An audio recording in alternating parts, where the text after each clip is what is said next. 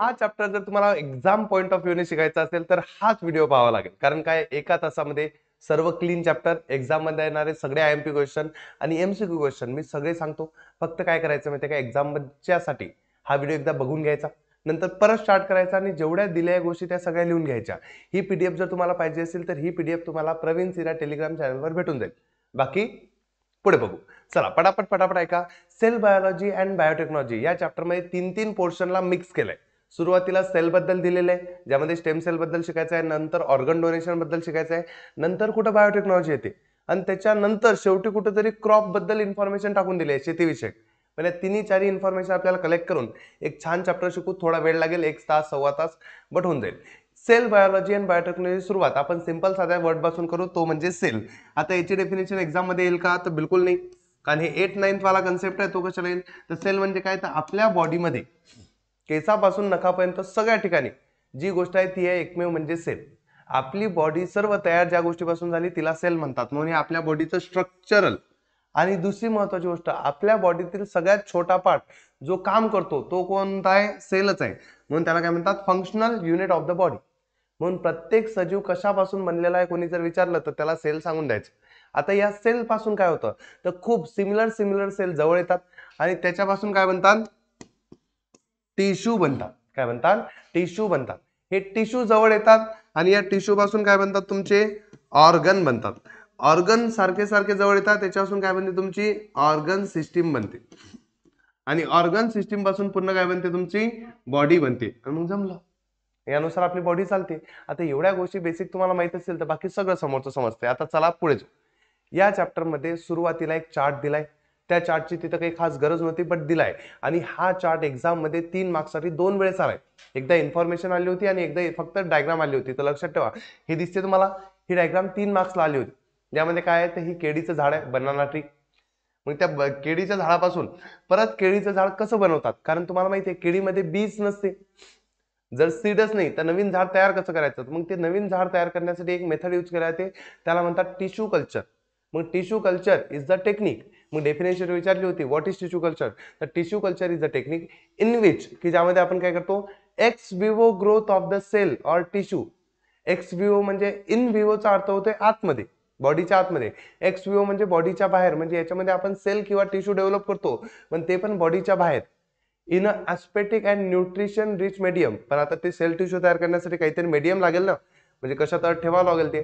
मग त्या nutrition rich medium मध्ये ठेवतात आणि ते काम करतात सेल टिश्यू जनरेट करण्याचं, त्या गोष्टीला म्हणतात टिश्यू कल्चर. तर ही डेफिनेशन कन्फर्म वाली लक्षात ठेवा, एक्झाम मध्ये येते. टिश्यू कल्चर इज द, एकदा कमिटमेंट टाका म्हणजे पाठ होऊन जाईल. एवढी समजली. आता टिश्यू कल्चरने आपण केळीचं झाड तयार करतो, याची एक प्रोसिजर आहे पूर्णची पूर्ण, आणि ही प्रोसिजर लक्षात पाहिजे, पूर्णची पूर्ण लक्षात ठेवायची. फक्त नावं लक्षात ठेवायचे, कारण काय करतील एक्झाम मध्ये हे देतील आणि मधामधात कुठेतरी ब्लँक देतील, मग त्या ब्लँक तुम्हाला भराव्या लागतील. मग ब्लँक कशा भरायच्या, तर सगळ्यात पहिलं लक्षात ठेवायचं की पहिल्यांदा आहे आपलं प्लांट, त्याला काय म्हणायचं, सोर्स प्लांट. त्याच्या बाद या सोर्स प्लांट पासून काहीतरी आपण घेऊ नवीन प्लांट तयार करण्यासाठी, तर त्याच्यापासून आपण नेहमी घेतो बल्ब कॉर्न घेतो. काय घेतो आपण, bulb corm of source plant. Source प्लांटचा काय घ्यायचा, बल्ब कॉर्न घ्यायचा. आता त्याच्यावर एक प्रोसेस करायची, त्या प्रोसेसला काय म्हणतात, प्रायमरी ट्रीटमेंट. आता हे तुम्हाला 9th मध्ये होतं प्रायमरी ट्रीटमेंट काय असतं, म्हणून यावर्षी काही सांगणार नाही मी, लक्षात ठेवा. प्रायमरी ट्रीटमेंट झालं की त्याच्यामध्ये 1-2 टिश्यू तयार होतात. मग त्या सेलचं मल्टिप्लिकेशन करावं लागतं. मग मल्टिप्लिकेशन करण्याची पुढची प्रोसेस आहे, त्या प्रोसेसला म्हणतात reproduction and multiplication. Reproduction or multiplication. नंतर त्याच्यानंतर जे होते ते असते shooting and routing. Shooting and routing म्हणजे मुळं तयार होणं इज कॉल्ड एज रूटिंग, आणि ते वरचं टोक तयार होणं is called as shooting. Shooting and rooting होते याच्यामध्ये. नंतर प्रायमरी हार्डनिंग होते, आणि प्रायमरी हार्डनिंग नंतर सेकंडरी हार्डनिंग होते. म्हणजे त्याला पहिल्यांदा तयार करतात सेपरेट, नंतर कुंड्यामध्ये प्लांट करतात आणि त्यापासून नवीन झाड तयार होते. मग ही प्रोसिजर पाठ ठेवायची. आणि मधात काय टिश्यू कल्चर, तर ही डायग्राम लक्षात राहिलीच पाहिजे, कारण एक्झाम मध्ये येण्यासाठी ही डायग्राम खूप कामाची आहे, 3 मार्क्स साठी येते. म्हणून लक्षात ठेव जा की different processes are done to perform tissue culture. कोणती आहे, मग सगळ्यात पहिला तो बल्ब कॉर्न घेतात. बल्ब कॉर्न नंतर प्रायमरी ट्रीटमेंट, नंतर रिप्रोडक्शन किंवा मल्टिप्लिकेशन, नंतर शूटिंग रूटिंग, नंतर primary hardening, secondary hardening, source plant. हे 6चे 6 नावं लक्षात ठेवायचे. राहिले मस्त. नेक्स्ट, जास्त काही टेन्शन नाही याचं.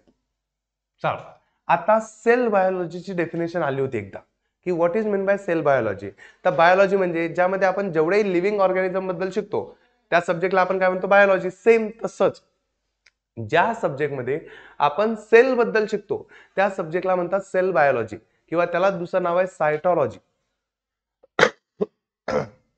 सॉरी, सेल बायोलॉजी किंवा सायटॉलॉजी. सिंपल साध्या भाषेमध्ये मी सांगतो तुम्हाला, the study of structure, type and organelle of the cell. म्हणजे ज्यामध्ये आपण सेलचं स्ट्रक्चर कसं असते ते शिकू, सेलचे टाईप कोणते असतात ते शिकू, आणि सेलच्या आतमध्ये कोणकोणते पार्ट्स असतात त्याबद्दल शिकू.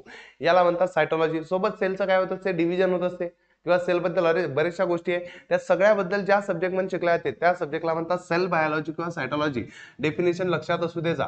मी असं तुम्हाला सांगा, मोठ्या मोठ्या पॅराग्राफ मधून कामाच्या गोष्टी उचलून आणल्या, तेवढ्या तर लक्षात ठेवा. आता बघा, सेल बायोलॉजीचे रिसर्च कुठं कुठं होते इंडियामध्ये, कुठं होतात ते? एक आहे national centre for cell science, हे कुठं आहे, पुण्यामध्येच आहे.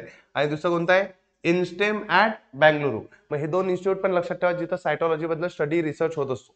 राहतील दोन लक्षात. बस, आता सुरू होईल महत्वाची गोष्ट, त्याला म्हणतात स्टेम सेल.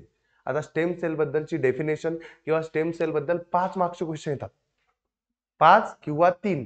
मोठा क्वेश्चन स्टेम सेल बद्दल येतो. स्टेम सेल बद्दलची डिटेल इन्फॉर्मेशन मी तुम्हाला सांगतो, पटापट क्वेश्चनच्या फॉर्म मध्ये लिहा, आणि मी तुम्हाला ते क्वेश्चनच्या फॉर्म मध्येच देईन कसे कसे आले. तर सगळ्यात पहिले येते स्टेम सेलची डेफिनेशन. आता स्टेम सेल काय असते पहिले तर समजा, इकडे पाहून घ्या, स्टार्टिंग पासून सांगतो, चला ऐका. स्टेम सेल म्हणजे काय असते, आपल्याला माहितीये की आपण जे तयार झालोय, कोणापासून तयार झालोय, पॅरेंट्स पासून. मग कोणतरी मेल होतं, कोणीतरी काय होतं, फिमेल होतं. मेल पासून एक गॅमेट आला होता, माहिती ना, त्याला हॅप्लॉइड गॅमेट म्हणत होतो आपण, त्याला म्हणतो आपण स्पर्म. आणि इकडनं पण आला होता, त्याला काय म्हणतो आपण, एग्स. मग याच्यामध्ये मेल मध्ये 46 क्रोमोझोम असतात, फिमेल मध्ये पण 46 असतात, पण स्पर्म मध्ये किती येतात फक्त त्यामधले 23, आणि एग मध्ये पण किती क्रोमोझोम असतात, 23. हे दोन्ही मिक्स होतात आणि याच्यापासून काहीतरी बनतं, त्या गोष्टीला काय म्हणतो आपण, झायगोट. ZYGOT, झायगोट म्हणतो. आणि झायगोट मध्ये टोटल 23 + 23 46 क्रोमोझोम असतात. मग ही झायगोट आहे आपल्या बॉडीची सगळ्यात पहिली सेल. म्हणजे एकदम ज्या दिवशी फर्टिलायझेशन झालं, मेल गॅमेट फिमेल गॅमेट भेटले, ती पहिली सेल म्हणजे कोणती होती, झायगोट. मग या झायगोटचं होते मायटॉटिक डिव्हिजन, म्हणजे मायटॉसिस होते. मग एका झायगोटच्या सेलचे 2 सेल बनतात, 2 सेलचे 4 बनतात, 4चे 8 बनतात, 8चे 16 बनतात, आणि हे डिव्हिजन कंटिन्युअसली पुढे चालते. तर डे 14 पर्यंत, 14व्या दिवसापर्यंत, म्हणजे फर्टिलायझेशन झालं त्यापासून 14 दिवस पर्यंत हे डिव्हिजन चालूच राहते. तेव्हा एक सेल असते, एकाचे 2 होतात, 2चे मग 4 होतात, 4चे काही दिवसांतर 8 होतात, 8चे काही दिवसांतर 16 होतात. आणि मग तुम्हाला दिसेल की इथं मास ऑफ सेल तयार झाला. मास ऑफ सेल म्हणजे खूप साऱ्या सेल तयार झाल्या ज्या सगळ्या सेम आहे. मग या सगळ्या सेम सेल ज्या असतात सुरुवातीला, या सगळ्या सेलला म्हणतात स्टेम सेल. कोणत्या सेल असतात, स्टेम सेल. म्हणजे तुम्ही म्हणसाल की सर ह्या सेल जर अशा होत्या, सारख्या होत्या, मग आपल्या हार्टच्या सेल, लंग्सच्या सेल, किडनीच्या सेल, लिव्हरच्या सेल ह्या कशा तयार झाल्या, ह्या तर सर्व अलग अलग असतात. मग या स्टेम सेल पासूनच पुढे जाऊन अलग अलग टाईपच्या सेल बनतात. मग तुमच्या सगळ्या सेलची पॅरेंट सेल, सगळ्या सेलचा बाप कोण आहे, तर स्टेम सेल. मग हाच आहे जो बाकीच्या सेलला काय देतो, पुढे जाऊन जन्म देतो. पण सुरुवातीला जे असतात ते असतात स्टेम सेल. मग अशी सेल की जे दुसऱ्या सेलमध्ये कन्वर्ट होऊ शकते, अशा सेलला आपण स्टेम सेल म्हणतो. मग दोन्ही डेफिनेशन तुम्हाला लक्षात ठेवा की हे तुमची जी ओरिजिनल स्टेम सेल आहे, या सेल पासूनच तुमचं मसल्स बनतील, याच्यापासूनच तुमचं ब्लड बनेल, याच्यापासून तुमचे न्यूरॉन्स बनतील, याच्यापासून तुमची लिव्हर सेल बनेल, याच्यापासून तुमचं इंटेस्टाईन बनेल, सगळं बनेल. म्हणून these are special type of cell. हे स्पेशल टाइप ऑफ सेल असतात present in the body of multicellular organism. हे फक्त मल्टीसेल्युलर मध्येच प्रेझेंट असतात. That can give rise to all other type of cell. आणि ह्या सेल पासून बाकी सर्व टाइपच्या सेल तयार होऊ शकतात present in the body of multicellular organism. पण आपल्या बॉडीमध्ये तयार होणारी प्रत्येक सेल याच सेल पासून तयार होते, आणि अशा सुरुवातीच्या सेलला आपण म्हणतो स्टेम सेल. राहील का लक्षात? मग ही वाली डेफिनेशन पाठ ठेवायची की the special type of cell present in the multicellular organism that can give rise to any all other type of cell present in the body are called as stem cell. राहील लक्षात? त्याच्या बाद मी जे तुम्हाला भारोड सांगितलं मागचं, त्याच्यापासून पण एक डेफिनेशन बनते, ते पण तुम्ही लक्षात ठेवू शकता. डेफिनेशन नंबर 2 की new organism form from the zygote that is form by union of male gamete and female gamete. की झायगोट कसा बनतो, न्यू ऑर्गॅनिझम कसा बनतो, झायगोट पासून बनतो. झायगोट कसा बनतो, तर मेल गॅमेट फिमेल गॅमेट पासून बनतो.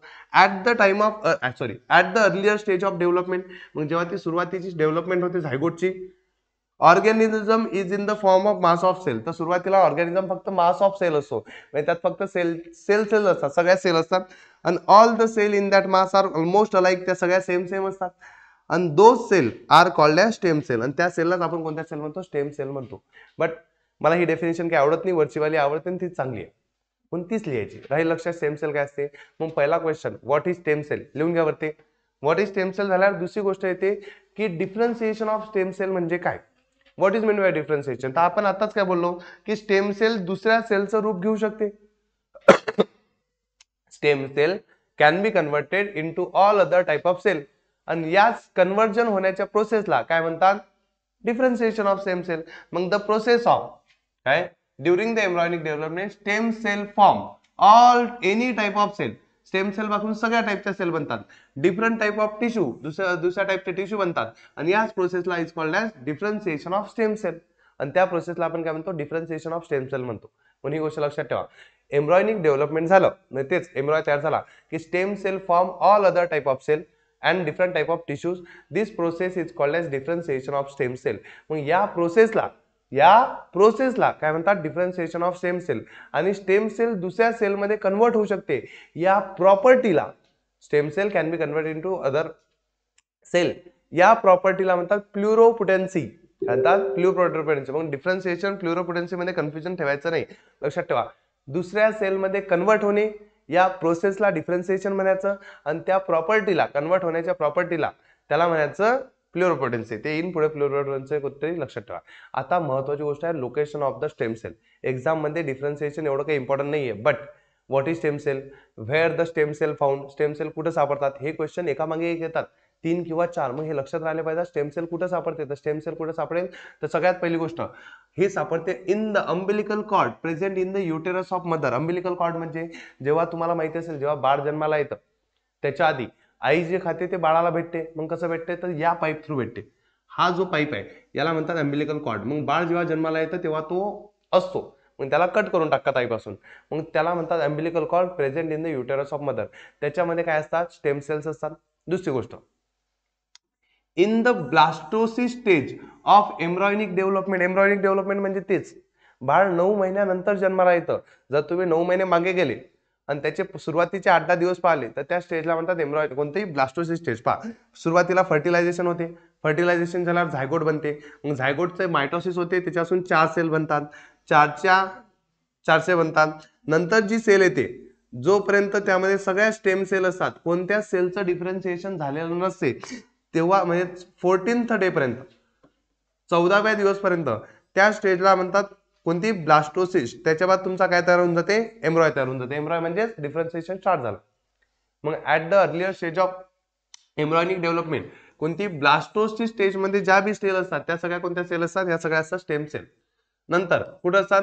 In red bone marrow. आता रेड बोन मॅरो म्हणजे काय? तर आपली जी हड्डी असते त्याच्यामध्ये बोन मॅरो असतो, त्याला रेड बोन मॅरो म्हणतो. जेव्हा तुम्ही लहान असता तो रेड बोन मॅरो जास्त असतो, तुम्ही मोठे जसे जसे होत जाता तुमचा रेड बोन मॅरो कमी होतो. मग या रेड बोन मॅरो पण मध्ये पण कोणत्या सेल असतात? स्टेम सेल असतात. नंतर इन अडिपोज कनेक्टिव्ह टिश्यू. आता अडिपोज कनेक्टिव्ह टिश्यू काय असतं? हे 9th मध्ये होतं. सोबत तुमचं फॅट जिथं स्टोअर होतं, लिपिड्स जिथं स्टोअर होतं, त्याला पण काय म्हणतो आपण? अडिपोज कनेक्टिव्ह टिश्यू. त्याच्यामध्ये पण काय असतात? स्टेम सेल असतात. आणि शेवटी ब्लड मध्ये स्टेम सेल असतात. मग स्टेम सेल कुठं फाउंड होतात विचारलं तर 4-5 ठिकाणी लक्षात ठेवा, कामात पडतील, लिहून घ्या. एकदा कमेंट पण टाकले तर व्हेरी गुड. चल, याच्या बाद method of stem cell preservation. आता तुम्ही म्हणसाल स्टेम सेलला प्रिझर्व म्हणजे ठेवून द्यायचं, का ठेवायचं, काय गरज आहे? तर लक्षात ठेवा, तुमच्या स्टेम सेल पासून कोणतीही सेल बनू शकते. कोणत्याही सेल बनली याचा अर्थ कोणताही टिश्यू बनू शकतो, आणि कोणताही टिश्यू बनला याचा अर्थ कोणताही ऑर्गन बनू शकतो. जर तुमची स्टेम सेल तुम्ही ठेवून दिली, प्रॉपर प्रिझर्व केली, तर पुढे जाऊन तुमची जर किडनी फेल झाली तर तुम्ही त्या स्टेम सेल पासून किडनी बनवू शकता आणि तुमच्या बॉडीत लावू शकता. दुसऱ्याच्या किडनीची गरज नाही. मग याच्यासाठी स्टेम सेलला प्रिझर्व करतात. गरीब लोकांनी करत, अमीर लोक चोचले हो. तर जे लोक प्रिझर्व करतात, मग स्टेम सेल कशी ठेवायची? अशी धरायची, काढून ठेवायची आणि घरात कुठं ठेवून द्यायची का? तसं चालत नाही. स्टेम सेल प्रिझर्वेशन थोडं कठीण काम आहे. नेचर MCQ पण येतात. स्टेम सेल प्रिझर्वेशन करण्यासाठी लक्षात ठेवा, stem cell sample are collected from umbilical cord किंवा रेड बोन मॅरो किंवा ब्लास्टोसिस स्टेज. कुठून तरी स्टेम सेल काढतात आणि त्याला एका बॉटलमध्ये ठेवतात. तुम्ही युरिन टेस्ट किंवा ब्लड टेस्ट केलं का? ते बघा, एका बॉटलमध्ये टाकतात युरिन युरिन जेव्हा एका बॉटलमध्ये टाकतात त्याला युरिन टेस्ट, ती बॉटल जी असतात त्याला म्हणतात स्टेराईल वायल्स. मग तशा स्टेराईल वायल छोट्याशा बॉटलमध्ये टाकतात आणि त्या बॉटलला एकदम कोल्ड ठिकाणी ठेवतात. एकदम कोल्ड म्हणजे 135 ते 190, -135 ते 190 एवढ्या टेम्परेचर मध्ये ठेवतात. ही गोष्ट लक्षात ठेवता, -135 ते 190 ही गोष्ट खूप कामाची आहे. -135 ते 190 आणि एवढ्या कोल्ड पर्यंत वॉटर जात नाही. मग एवढ्या कोल्ड पर्यंत कोण जाते, तर फक्त कोण जातं, लिक्विड नायट्रोजन. म्हणून लक्षात ठेवता की स्टेम सेलला प्रिझर्व करण्यासाठी त्याला एका बॉटल मध्ये ठेवतात, त्याला स्टेराईल वायल्स म्हणतात. ती बॉटल कुठे ठेवतात, लिक्विड नायट्रोजन मध्ये ठेवतात आणि त्याचं टेम्परेचर किती असते, -135 टू -190 डिग्री सेल्सिअस, एकदम कोल्ड. -135 टू -190. याच्यावर क्वेश्चन बऱ्याच वेळेस आलेले आहे. मग स्टेम सेल प्रिझर्वेशन वरती क्वेश्चन येईल, तर लक्षात ठेव जा. कशात ठेवता, आता स्टेम सेल कुठं कुठं भेटतात, तर खूप साऱ्या ठिकाणी भेटतात. त्याच्याहून त्याचे दोन टाईप पडतात. जर तुम्ही स्टेम सेल एम्ब्रॉय पासून काढली, एम्ब्रॉय आठवते ना, ब्लास्टोसिस स्टेज मधली जे स्टेम सेल असते तिला म्हणतात एम्ब्रॉयनिक स्टेम सेल. आणि त्याच्या बाद जेवढेही स्टेम सेल असतात, umbilical cord, red bone marrow, adipose connective tissue, कशातून बी काढा, त्या सगळ्याला म्हणतात अडल्ट स्टेम सेल. मग स्टेम सेलचे दोन टाईप माहित पडले. मग what are the type of stem cell, तर दोन आहे. एक आहे एम्ब्रॉयनिक स्टेम सेल जे एम्ब्रॉय मध्ये भेटते, आणि अडल्ट स्टेम सेल. मग एम्ब्रॉयच्या बाद जेही भेटते त्याला म्हणतात अडल्ट स्टेम सेल. मग दोनच टाईप आहे, दोन्ही टाईप बद्दल क्वेश्चन आले होते, तो याद रखना. आता एम्ब्रॉयनिक स्टेम सेल म्हणजे काय, ते एम्ब्रॉयनिक स्टेम सेलच्या बाजूला तुम्हाला एक डायग्राम दिसेल. ही डायग्राम मोस्ट इम्पॉर्टंट आहे, कारण एक्झाम मध्ये 3 वेळेस येऊन गेली, 2 वेळेस प्रिलिम मध्ये आणि एकदा बोर्ड एक्झाम मध्ये. तर ही डायग्राम काय दाखवते समजा पहिले. तर या डायग्राम मध्ये तुम्हाला दिसत असेल की मधात सेल दाखवलेला आहे. ह्या सेल कोणत्या सेल आहे, स्टेम सेल. मग ती डायग्राम देतात, तुम्हाला डायग्राम काढायची गरज नाही, ते या स्टेम सेलच्या जागी ABCD लिहून देतात. मग तुम्हाला ओळखा लागते कोणत्या जागी कोणता शब्द आहे.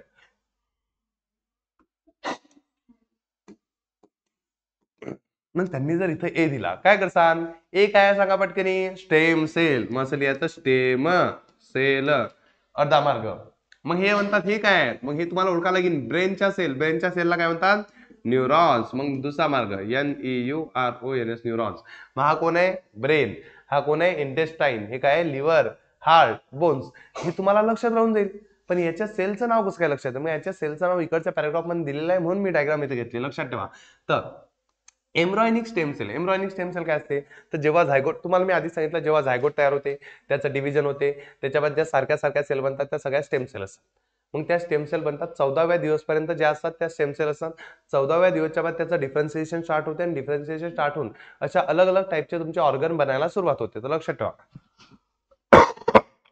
सॉरी बा, तुमच्या बोन्सच्या सेल बनतात. मग बोन्सच्या सेलला काय म्हणतात, मग ओस्टिओसाइट. मग इथं लिहून घ्या पुस्तकात तुमच्या इथं की बोन्सच्या सेलला ओस्टिओसाइट्स म्हणतात, इम्पॉर्टंट आहे. नंतर लिव्हर सेल, लिव्हरच्या सेलला काय म्हणतात, हेपॅटोसाइट. मग इथं लिहून ठेवा की याला काय म्हणतात, लिव्हरच्या सेलला हेपॅटोसाइट्स.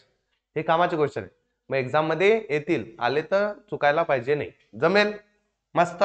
चलो नेक्स्ट, आता दुसऱ्या टाईपची स्टेम सेल. कोणती स्टेम सेल, सॉरी आय वाक्य, थांबा थांबा. प्लुरोपोटेन्सीची डेफिनेशन आहे तेवढी सांगून देऊ द्या. आधी सांगितली होती की व्हॉट इज मीन बाय प्लुरोपोटेन्सी. तर एक सेल दुसऱ्या सेलमध्ये कन्वर्ट होऊ शकते, सॉरी स्टेम सेल दुसऱ्या सेलमध्ये कन्वर्ट होऊ शकते. या प्रॉपर्टीला आपण म्हणतो प्लुरोपोटेन्सी ऑफ स्टेम सेल. मग the property of the cell to develop into different type of cell. मग एक सेल दुसऱ्या टाईपमध्ये डेव्हलप होऊ शकते, this is called as pluripotency of stem cell. आणि या कन्वर्ट होण्याच्या प्रोसेसला काय म्हणतात, डिफरन्सिएशन ऑफ स्टेम सेल. राहील लक्षात, बस तेवढंच आहे, सिंपल. मग एक सेल एम्ब्रॉय, एम्ब्रॉय पासून ब्लास्टोसिस स्टेज, ब्लास्टोसिस मध्ये सगळ्या स्टेम सेल, स्टेम सेल बनल्या. या स्टेम सेल पासून अलग अलग टाईपच्या सेल, मग अलग अलग टाईपच्या सेल बनल्या म्हणजे एन्जॉय. समजलं, राहील लक्षात. मग स्टेम सेल बद्दल जवळपास सगळे कार्यक्रम आपण आठवून घेतले. पण जर कधी विचारलं त्यांनी की example of adult stem cell, तर तेवढे लिहा की अडल्ट स्टेम सेल मध्ये कोण कोण येते. तर stem cell taken from adult body is called as adult stem cell. मग रेड बोन मॅरो मधली stem cell adult stem cell, connective tissue मधली adult stem cell, blood, cord blood, ह्या सगळ्या, अम्बिलिकल कॉर्ड मधला ब्लड, ह्या सगळ्या stem sale कोणत्या आहे, अडल्ट स्टेम सेल आहे. डिस्कशन झालं, राहील लक्षात. मग याच्यासोबत येणारे जेवढे बी क्वेश्चन होते तेवढे मी घेतले. आता फक्त राहिला एक मोस्ट मोस्ट मोस्ट IMP जो 2 वेळेस आलाय. तुम्हाला सांगतो दरवेळेस स्टेम सेलवर क्वेश्चन येतो, एकही वर्ष सुटलं नाही की ज्यामध्ये स्टेम सेलवर क्वेश्चन आला नाही. याच्यात एक क्वेश्चन आला होता, uses of stem cell, compulsory diagram येते. युजेस ऑफ स्टेम सेलची कंपल्सरी डायग्राम येते की स्टेम सेल कशासाठी यूज करतात.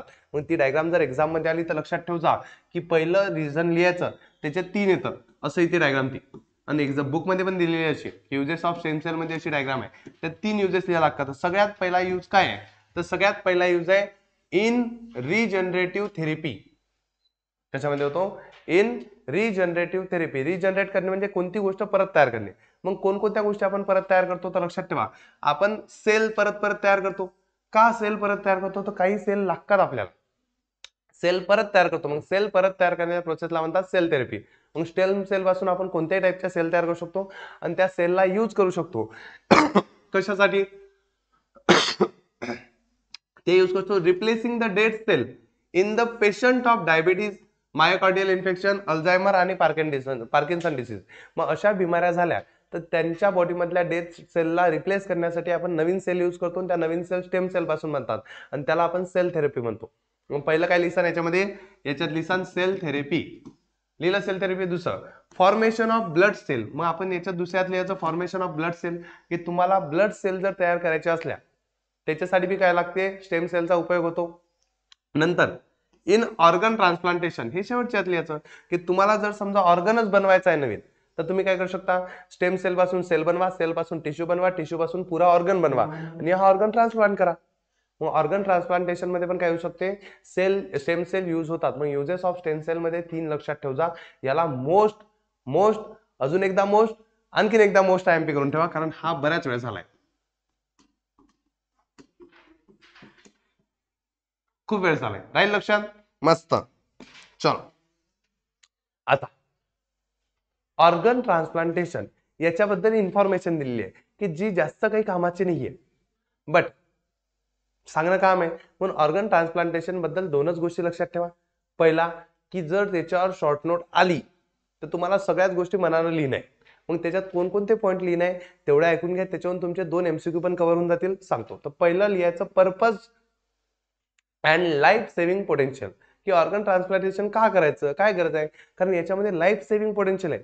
तुमचा एक ऑर्गन तिकडे 4 लोकांचे, सॉरी तुमच्या बॉडीचे जर सर्व ऑर्गन काढले तर तिकडे 10 लोकांचा जीव वाचू शकतो, कारण तो प्रत्येक लोकाला अलग अलग ऑर्गन दिला जाऊ शकतो. म्हणून लक्षात ठेवा की पर्पज काय, गरज काय ऑर्गन ट्रान्सप्लांटेशन. तर organ transplantation is perform when an organ become less effective or completely non functional.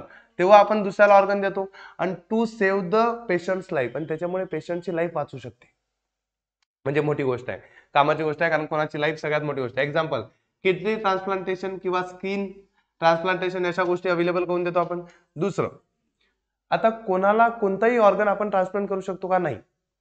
तर त्या पेशंटच्या आणि देणाऱ्याच्या म्हणजे डोनर आणि रेसिपंट या दोघांच्या काही गोष्टी मॅच झाल्या पाहिजेत. कोणकोणत्या गोष्टी मॅच झाल्या पाहिजेत, जसं की रिलेटेड आहे त्यांचं ब्लड ग्रुप मॅच झालं पाहिजे, त्यांचे डिसीज डिसऑर्डर काय असतात ते नसले पाहिजेत, त्यांचं एज थोडंसं मॅच झालं पाहिजे. नंतर investigation are carried out to ensure compatibility of the organ. मग तो ऑर्गन त्याच्या बॉडीमध्ये चालतो का हे पण चेक केलं जातं. मग ह्या गोष्टी जर सगळ्या ओके असल्या तरच ऑर्गन ट्रान्सप्लांट होऊ शकतो. मग दुसरा पॉईंट हा लिहायचा की मॅचिंग करायला लागतं डोनरची आणि रिसिपंटची. तिसरा पॉईंट काय लिहायचा, कारण 3 मार्कासाठी टाईप ऑफ डोनर सोर्सेस. तुम्हाला डोनर म्हणजे ऑर्गन देणारे लोक कोण असू शकतात, एक जिवंत लोक किंवा मेलेले लोक. आता जिवंत लोक म्हणजे जिवंत माणूस 2 गोष्टी डोनेट करू शकतो, ते म्हणजे किडनी आणि स्किन. लक्षात ठेवा 2च गोष्टी जिवंतपणे डोनेट होतात. त्या कोणकोणत्या आहे, तर ही किडनी आणि स्किन. इकडच्या ह्या 2 गोष्टी जिवंतपणे डोनेट होतात. म्हणजे तुम्ही सजीव आहे, सजीव म्हणजे जिवंत आहे, स्टील तुम्ही ह्या 2 गोष्टी डोनेट करू शकता. पण काही गोष्टी अशा आहेत ज्या फक्त मेल्यावरच डोनेट होतात, जसं liver, heart, eyes can be donate only after death. मग तुम्हाला एक्झाम मध्ये विचारतील काय माहिती का, liver, heart, kidney, eyes 4 option, find odd man out. मग ते लक्षात ठेवा की काही मेल्यानंतर डोनेट करतात, काही मरणाच्या आधी करतात. मग त्याच्यावर ऑड मॅन आउट येतो. किंवा which organ can be donated while living किंवा लिव्हिंग डोनर. मग त्याच्यापासून कोण कोण असतात, किडनी आणि स्किन. मग हे क्वेश्चन याच्यावरती येऊ शकतात, याच्यावरच येतात, बाकी कशावरच याच्यावर येत नाही. राहील लक्षात. मग संपलं. आता पूर्णचं पूर्ण बॉडी डोनेशन. जर समजा चुकून तुमचा ऍक्सिडेंटल केसमध्ये जीव गेला किंवा तुमचा ब्रेन डेड झाला, तर ब्रेनला इश्यू झालाय, बॉडीला झालाय काही, मग तुमची बॉडी डोनेट होऊ शकते एखाद्या हॉस्पिटलला आणि तिथं त्यांना मदत होऊ शकते. पण बॉडी डोनेशनवर काही क्वेश्चन नाही, काही नाही, काहीच नाही. म्हणून you can ignore it. Body डोनेशनला इग्नोर नका करू, या टॉपिकला इग्नोर करा, तुमची बॉडी डोनेट करा. आता इथं तुमचं सगळं सुरुवातीचं संपलं आणि मेन चॅप्टर सुरू झालं, त्याला म्हणतात बायोटेक्नॉलॉजी. आणि इथून महत्त्वाच्या गोष्टी कामाच्या येतील. त्या आधीच्या पोर्शनवर एक क्वेश्चन येत असतो, याच्या पुढच्या पोर्शनवर एक क्वेश्चन येतो, असं करून 5-7 मार्काला हे चॅप्टर येऊन जातं. एवढं 5-6 मार्काचं, 6 मार्कच्यावर हे चॅप्टर येत नाही. समजली गोष्ट, राहील लक्षात. चला, मेन टॉपिक तो आहे बायोटेक्नॉलॉजी. आता याचा अर्थ समजा. बायो मीन्स सजीव, टेक्नॉलॉजी म्हणजे टेक्नॉलॉजी. आता जेव्हा सजीवांमध्ये टेक्नॉलॉजी तुम्ही मिक्स करसाल तेव्हा त्याला बायोटेक्नॉलॉजी म्हणतात. आता सजीवांमध्ये कशाला बायोटेक्नॉलॉजी मिक्स करावी लागते तर तुम्हाला माहिती आहे, ही बघा साधी गाय आहे. आता या साध्या गायीमुळे प्रॉब्लेम असा होतो की गाय आपण कशासाठी वागवतो तर दुधासाठी. ही गाय देते 2 ते 3 लिटर दूध. मग या गायीच्या जेनेटिक्स मध्ये हायब्रिडायझेशन करून काहीतरी चेंजेस करून आपण नवीन गाय तयार केली. ही गाय देते आता 10 ते 12 लिटर दूध. मग प्रॉफिट झाला. मग नेहमी लक्षात ठेवा, आपण कोणतीच गोष्ट विना प्रॉफिटची करत नाही. म्हणून आपला फायदा झाला पाहिजे म्हणून आपण काय करतो, जीन्स मध्ये आर्टिफिशियल चेंजेस करतो किंवा हायब्रिडायझेशन करतो, ज्यामुळे आपल्याला फायदा होईल, वेलफेअर ऑफ ह्युमन होईल. म्हणून या सगळ्या गोष्टीला कंबाईनली म्हणायचं बायोटेक्नॉलॉजी. द टेक्नॉलॉजी पा किंवा टेक्निक्स. मग पहिले इथं त्याला ब्रेक पाडून पाठ करा. The techniques of bringing about improvements. कशाची टेक्निक की ज्याच्यामुळे इम्प्रुव्हमेंट होतात. कोणामुळे इम्प्रुव्हमेंट होतात? In the living organism. सजीवांमध्ये इम्प्रुव्हमेंट होतात. पण कसे होतात? By artificial genetic change. एक तर त्यांच्या जेनेटिक्स मध्ये आपण आर्टिफिशियली चेंजेस करू किंवा हायब्रिडायझेशन करू त्यांचं. दोन्ही जेन्स दोन अलग अलग ब्रीडला किंवा स्पेसिसला मिक्स करून करू. मग बाय जेनेटिक चेंजेस किंवा हायब्रिडायझेशन फॉर द, कशासाठी करू हे? For the welfare of human being. फक्त आपला फायदा झाला पाहिजे म्हणून. या गोष्टीला म्हणायचं इज कॉल्ड एज बायोटेक्नॉलॉजी. मग the technique of bringing about improvement in the living organism by the artificial genetic changes or by hybridization for the welfare of human being is called as biotechnology. मग आता पूर्ण याच्यात झाडांमध्ये आपण changes केले आपल्या फायद्यासाठी, सजीवांमध्ये आपण चेंजेस केले आपल्या फायद्यासाठी, सोबतच आपण बऱ्याचशा वॅक्सिन ह्या त्या गोष्टी तयार केल्या कशासाठी तर आपल्यासाठी. मग ह्या गोष्टी का तयार केल्या? आपल्या फायद्यासाठी तयार केल्या. आणि ह्या सगळ्या गोष्टी कशामध्ये मोडतात तर सगळ्या येतात बायोटेक्नॉलॉजी. मग एवढ्या गोष्टी आपल्याला पूर्ण शिकायच्या आहे. तुम्ही फक्त लक्ष देऊन ऐका आणि चालत्या. आता पहिला आहे यूज ऑफ बायोटेक्नॉलॉजी, ज्यावरती बऱ्याच वेळेस क्वेश्चन आलाय आणि तो पण त्या चार्टच्या फॉर्म मध्ये आलाय की मधात लिहिलंय यूज ऑफ बायोटेक्नॉलॉजी, त्याला 4 दंड्या काढून दिल्या किंवा 2 मार्क्ससाठी simple question what are the uses of biotechnology. तर जेव्हाही तुम्ही फक्त पॉईंट लिहिता, पॉईंट म्हणजे पॅराग्राफ लिहिता, तेव्हा मार्क्स मिळत नाही. म्हणून पॉईंट्स लिहायचे. म्हणून मी 4 पॉईंट सिंपल साध्या भाषेत तुमच्यासाठी काढून आणले आणि सगळे 4ही पॉईंट एकदम सिंपल आहे. सगळ्यात पहिला कोणता पॉईंट आहे? Increase yield. आता बायोटेक्नॉलॉजीचा यूज झाल्यामुळे इल्ड वाढलं. इल्ड म्हणजे उत्पन्न. उत्पन्न कसं वाढलं तर आपण काय केलं माहितीये का, अशा प्रजाती शोधून काढल्या झाडांच्या की ज्या जास्त उत्पन्न देतात. म्हणून तुमचं per acre enable higher per hectare yield म्हणजे पर हेक्टरी इल्ड म्हणजे उत्पन्न वाढलं. कशामुळे? Overcoming the limitation of available cropland. कारण आपल्या इथं तो प्रॉब्लेम होता की आपल्याकडे जमीन कमी आहे आणि तेवढी जमीन कमी आहे की मग शेतकऱ्याला परवडत नाही. म्हणून त्याला जास्तीत जास्त उत्पन्न झालं पाहिजे, ती गोष्ट आपली दूर झाली. आपण कमी जागेमध्ये आता जास्त उत्पन्न घेऊ शकतो. कोणामुळे? तर बायोटेक्नॉलॉजीचा यूज करून. दुसरी गोष्ट काय झाली तर reduce disease control cost. Disease control cost म्हणजे आता प्रत्येक झाडांवरती बिमारी येतात किंवा पेस्ट येतात. आता प्रॉब्लेम असा आहे, तो झाडांवर बिमारी आली की त्याला आपल्याला काहीतरी त्याच्यावर पेस्टिसाइड किंवा इन्सेक्टिसाइड काहीतरी फवारायला लागतं. आता या गोष्टीमुळे खर्च लागतो. पण आजकाल असे झाडं तयार करण्यात आले की ज्या झाडांमध्ये आधीच पॉइझन्स असतं. म्हणजे जे कापलं हे असतं, कॉटनचं झाड असतं, त्याच्यामध्ये आधीच पॉइझन जर असलं, जर कोणी ते झाड खाल्लं, म्हणजे पेस्टने किंवा कोणत्या किड्याने झाड काढलं तर तो किडा आधीच मरून जातो. म्हणजे त्याला मारण्याची गरज पडत नाही. मग तिथं तुमचा पैसा वाचतो. मग रिड्यूस डिसीज कंट्रोल कॉस्ट म्हणून development of disease resistant crop. असे क्रॉप डेव्हलप केले की ज्यांना बिमाऱ्या होत नाही. Varieties minimise the expense on pest and disease management म्हणून किडे कीटक आणि डिसीज वरचा जो खर्च होता तो कमी झाला. नंतर इन्हान्स प्रोडक्टिव्हिटी म्हणजे आधी कसं व्हायचं, आपण कोणतेही पीक घ्यायला सुरुवात केली की मार्च एप्रिल मध्ये ते पेरायचो, मग ते डिसेंबर जानेवारी पर्यंत तेच पीक चालायचं. म्हणजे वर्षातून एकदाच पीक निघायचं. बट आता काय fast fruit setting variety develop केल्या की जेणेकरून काय होतं, एकाच वर्षात नाही तर 3-4 महिन्यामध्येच पीक निघून येतं. मग तुम्ही 3-4 महिन्यानंतर परत पीक पेरू शकता. म्हणजे एका वर्षात 2 ते 3 पिकं घेणं पॉसिबल झालं. कशामुळे? तर ड्यू टू इन्हान्स प्रोडक्टिव्हिटी वाढली. कशी? तर fast fruit setting varieties develop केल्या. इन्क्रीज अॅन्युअल ईल्ड, त्यामुळे वार्षिक उत्पन्न वाढलं. आणि शेवटचं स्ट्रेस रेजिस्टंट व्हरायटी म्हणजे अशा व्हरायटी डेव्हलप केल्या ज्यांना ताण सहन होईल. आता झाडांना कोणता ताण असतो तर कधी कधी समजा पाऊस पडला नाही, खूप दिवस 15-20 दिवस पाऊस पडलाय तर तो ताण सहन व्हायला पाहिजे. अचानक टेम्परेचर मध्ये चेंज झालं, सडन 45 डिग्री सेल्सिअस पर्यंत टेम्परेचर गेलं, खूप मायनस मध्ये 5-6 डिग्री सेल्सिअस पर्यंत टेम्परेचर गेलं, तरी त्यांना ते सहन झालं पाहिजे. असे स्ट्रेस रेजिस्टंट व्हरायटी डेव्हलप केल्या की जे creation of crop that can विस्टँड, जे सहन करू शकतील. काय सहन करू शकतील? व्हेरिएबल टेम्परेचर, चेंज होणारं टेम्परेचर सहन करू शकतील, वॉटर स्ट्रेस, तेच पाणी भेटलं नाही भेटलं तो स्ट्रेस, किंवा चेंजिंग सॉइल फर्टिलिटी, जर जमिनीची सुपीकताही कमी असली तरी ते झाडं जगू शकतील, असे तयार करण्यात आले. मग हे सगळे झाले युजेस. याच्यामध्ये आपण फक्त प्लांट बेस घेतले जे झाडांमध्ये आहे. आपण सोबतच वॅक्सिन्स तयार केल्या जे आपल्यासाठी आहे, तो पण युजेस ऑफ वॅक्सिन मध्ये येतो. मग creation production of vaccines and hormones हे पण टाकायचं युजेस ऑफ बायोटेक्नॉलॉजी मध्ये. जर तुम्हाला 3 मार्क्ससाठी विचारलं तर 1 पॉईंट आणखीन वाढवायचा वॅक्सिन्स बद्दलचा. नंतर अॅनिमल हस्बंडरी मध्ये ते युजेस आहे ते टाकायचे, पशुपालन मध्ये ते पण ऍड करायचे. तुम्हाला जेवढे पुढे याच्या पुढे युजेस आपण ते सगळे याच्यामध्ये ऍड करायचे. पहिले हे 4 लक्षात ठेवा, याच्या पुढचे लक्षात पुढे येतीलच धीरे धीरे. आता एक मोठा टॉपिक आहे, हा सोडून द्या, development of biotechnology in India. आजपर्यंत कधी काही आलं नाही याच्यावरती, एमसीक्यू हे त्या गोष्टी बी काही आल्या नव्हत्या, फक्त नाही येणार, काहीच नाही त्याच्यात. हे जस्ट मी मोठे जेव्हा डिटेल मध्ये शिकवतो त्यासाठी. आता एक मोठा टॉपिक आहे तुम्हाला 4-5-6 पेजेसचा, त्याला म्हणतात commercial application of biotechnology. Commercial application म्हणजे की जेव्हा तुम्ही बायोटेक्नॉलॉजीचा उपयोग पैसा कमावण्यासाठी करता त्याला म्हणतात कमर्शियल ऍप्लिकेशन. मग आपण बायोटेक्नॉलॉजी कुठं कुठं यूज केलेली आहे याच्यामध्ये तुम्हाला 7 पॉईंट आहे.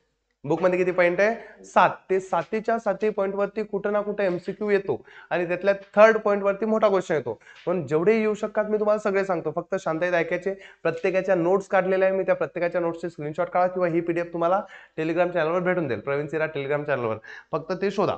आता सगळ्यात पहिलं कमर्शियल ऍप्लिकेशन जे आहे ते आहे क्रॉप बायोटेक्नॉलॉजी. मग हे गोष्ट लिहून घ्या की पहिला टॉपिक कोणता आहे? Crop biotechnology. क्रॉप म्हणजे पिकं जे आपण घेतो शेतीमध्ये, तर पिकांमध्ये काय काय केलं आपण. मग biotechnology is use in the agricultural field, agriculture म्हणजे शेतीमध्ये, to improve yield and variety. त्यामुळे आपल्याला इल्ड उत्पन्न जास्त भेटलं पाहिजे, व्हरायटी जास्त भेटली पाहिजे.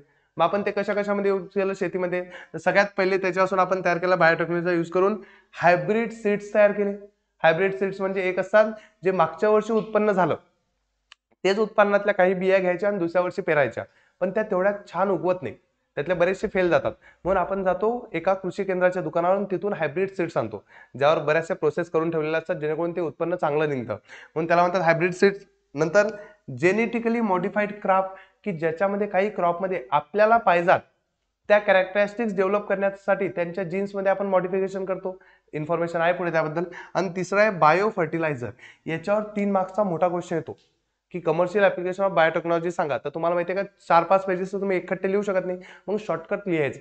कसं शॉर्टकट लिहायचं? वर हेडिंग टाकायचं पहिलं की following are the uses of biotechnology, आणि एक पहिलं टाकायचं क्रॉप बायोटेक्नॉलॉजी, मग हे वाक्य लिहायचं, त्याच्या खाली हे 3 लिहायचे. मग दुसरा पॉईंट, कारण याला एक्सप्लेन करत बसताना तर खूप मोठा होईल तो क्वेश्चन, म्हणून सर्व याला एक्सप्लेन करत बसायचं नाही. चलो एवढं समजलं का की क्रॉप मध्ये कुठे कुठे यूज होतात? Hybrid seeds, genetically modified crop आणि बायो फर्टिलायझर. आता याच्याबद्दल डिटेल इन्फॉर्मेशन आहे का? आता हायब्रिड सीड्स म्हणजे काय तर तुम्हाला सांगतो. बऱ्याच वेळेस काय करतो आपण, 2 यांना मिक्स करून तिसरी नवीन गोष्ट तयार करण्याचा प्रयत्न करतो. म्हणजे genes of 2 different crop are recombined to form काय? Hybrid variety of crop. म्हणजे आता सिंपल साधी गोष्ट पहा, एक लेमन असते, काय असते? मॅन्ड्रिन, आणि अजून मेअर लेमन तयार होते, काहीतरी असेल स्वीट सारखं त्याच्यात. एक ब्लॅकबेरी होती, रास्पबेरी होती, त्याच्यापासून काय काढलं त्यांनी? नवीन काहीतरी तयार केलं. मग आता हे नवीन नवीन गोष्टी तयार करतात. मग ह्या कशात असतात? मोस्टली ही गोष्ट लक्षात ठेवा, this is specially useful for the fruits. मग फ्रुट्सच्या नवीन नवीन व्हरायटी, आंब्याच्या व्हरायटी पहा किती मोठ्या आपल्याला, मग त्या सगळ्या ओरिजिनल थोडी असतील, काहीतरी नवीन तयार करण्यात आल्या. मग त्या ज्या तयार करण्यात आल्या त्या कशा तयार केल्या? असंच काहीतरी मिक्स करून, याचे जीन्स त्याचे जीन्स मिक्स करून हायब्रिडायझेशन केलं आणि हायब्रिड सीड्स तयार केला. एवढं समजलं? चलो नेक्स्ट, जेनेटिकली मॉडिफाईड क्रॉप. आता जेनेटिकली मॉडिफाईड क्रॉपचा अर्थ काय होते? तर असे क्रॉप की ज्यामध्ये आपल्याला पाहिजे ते डिझायर्ड कॅरेक्टर असले पाहिजेत, अशा क्रॉपला म्हणतात जेनेटिकली मॉडिफाईड क्रॉप. त्यासाठी आपण काय करू? क्रॉप डेव्हलप्ड, अशी पाहायची डेफिनेशन लक्षात ठेवा. Crop develop with desired characteristics, म्हणजे आपल्याला पाहिजे ते कॅरेक्टर असणारे क्रॉप डेव्हलप करायचे बाय इंटिग्रेटिंग. इंटिग्रेटिंग करणे म्हणजे मिक्स करणे. कोणासोबत मिक्स करणे? Integrating foreign gene. फॉरेन म्हणजे बाहेरचा कोणता तरी जीन्स घ्यायचा. जीन्स घ्यायचा म्हणजे काय घ्यायचं माहिती आहे ना? डीएनए. डीएनएच्या आतमधले जीन्स म्हणजे इन्फॉर्मेशन घ्यायची विथ दिअर जिनोम, आणि या प्लांटच्या जिनोम मध्ये ते मिक्स करायचं, is called as genetically modified crop. आता समजून घ्या, हा बॅक्टेरिया आहे, या बॅक्टेरियामधला एक जीन्स आहे जो आपल्या कामाचा आहे. मग त्या बॅक्टेरियाचा आपण डीएनए काढू, त्या डीएनए मधून तो जीन्स काढला जीन्स. आता तो जीन आपण जो काढला त्या जीनला आपण झाडाच्या जिनोम सोबत मिक्स करू. मग या जीनला काय करू आपण, झाडांच्या जिनोम सोबत मिक्स करू. त्याच्यापासून त्याच्या सेल तयार होतील, सेल पासून काय होईल, तुरचं पुरं प्लांट तयार होईल, आणि त्या प्लांट पासून नवीन झाडं तयार होतील. आणि या नवीन झाडांच्या ज्या बिया असतील त्यांच्यामध्ये या व्हायरसचे पण या बॅक्टेरियाचे पण काय असतील, प्रॉपर्टीज असतील, आणि त्या प्रॉपर्टीजचा आपल्याला कुठेतरी उपयोग होईल. आणि अशा प्रकारे आपल्या जो जे नवीन बिया तयार झाल्या या झाल्या जेनेटिकली मॉडिफाईड क्रॉप. समजलं? कारण त्याच्यामध्ये आपण युजफुल बॅक्टेरिया, कोणत्या तरी एक कामाची गोष्ट होती, ती गोष्ट त्यात आपण स्वतः ऍड केली.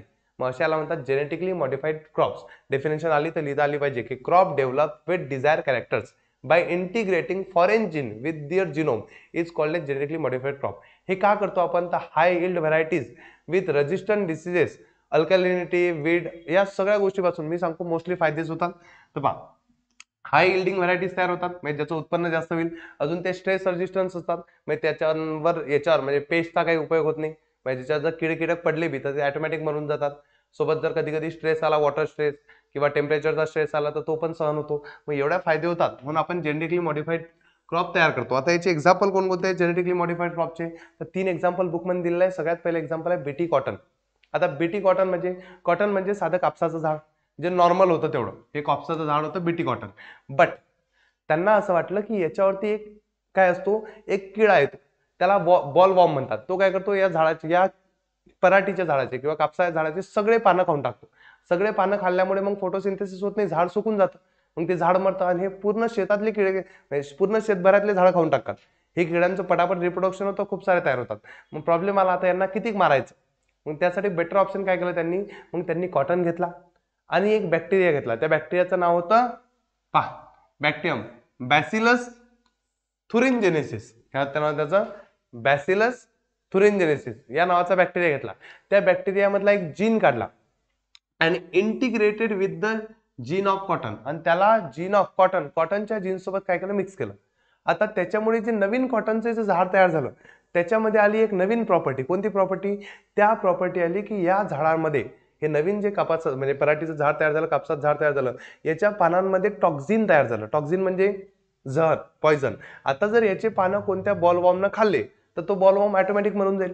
आता जर पहिल्याच बॉलवॉर्मनं ते पानं खाल्ले, तो मेला, रिप्रोडक्शन होणार नाही म्हणजे सगळे आपले झाडं वाचले. म्हणजे तुम्ही विदाऊट काही खर्च करता सगळेचे सगळे किडे मारले.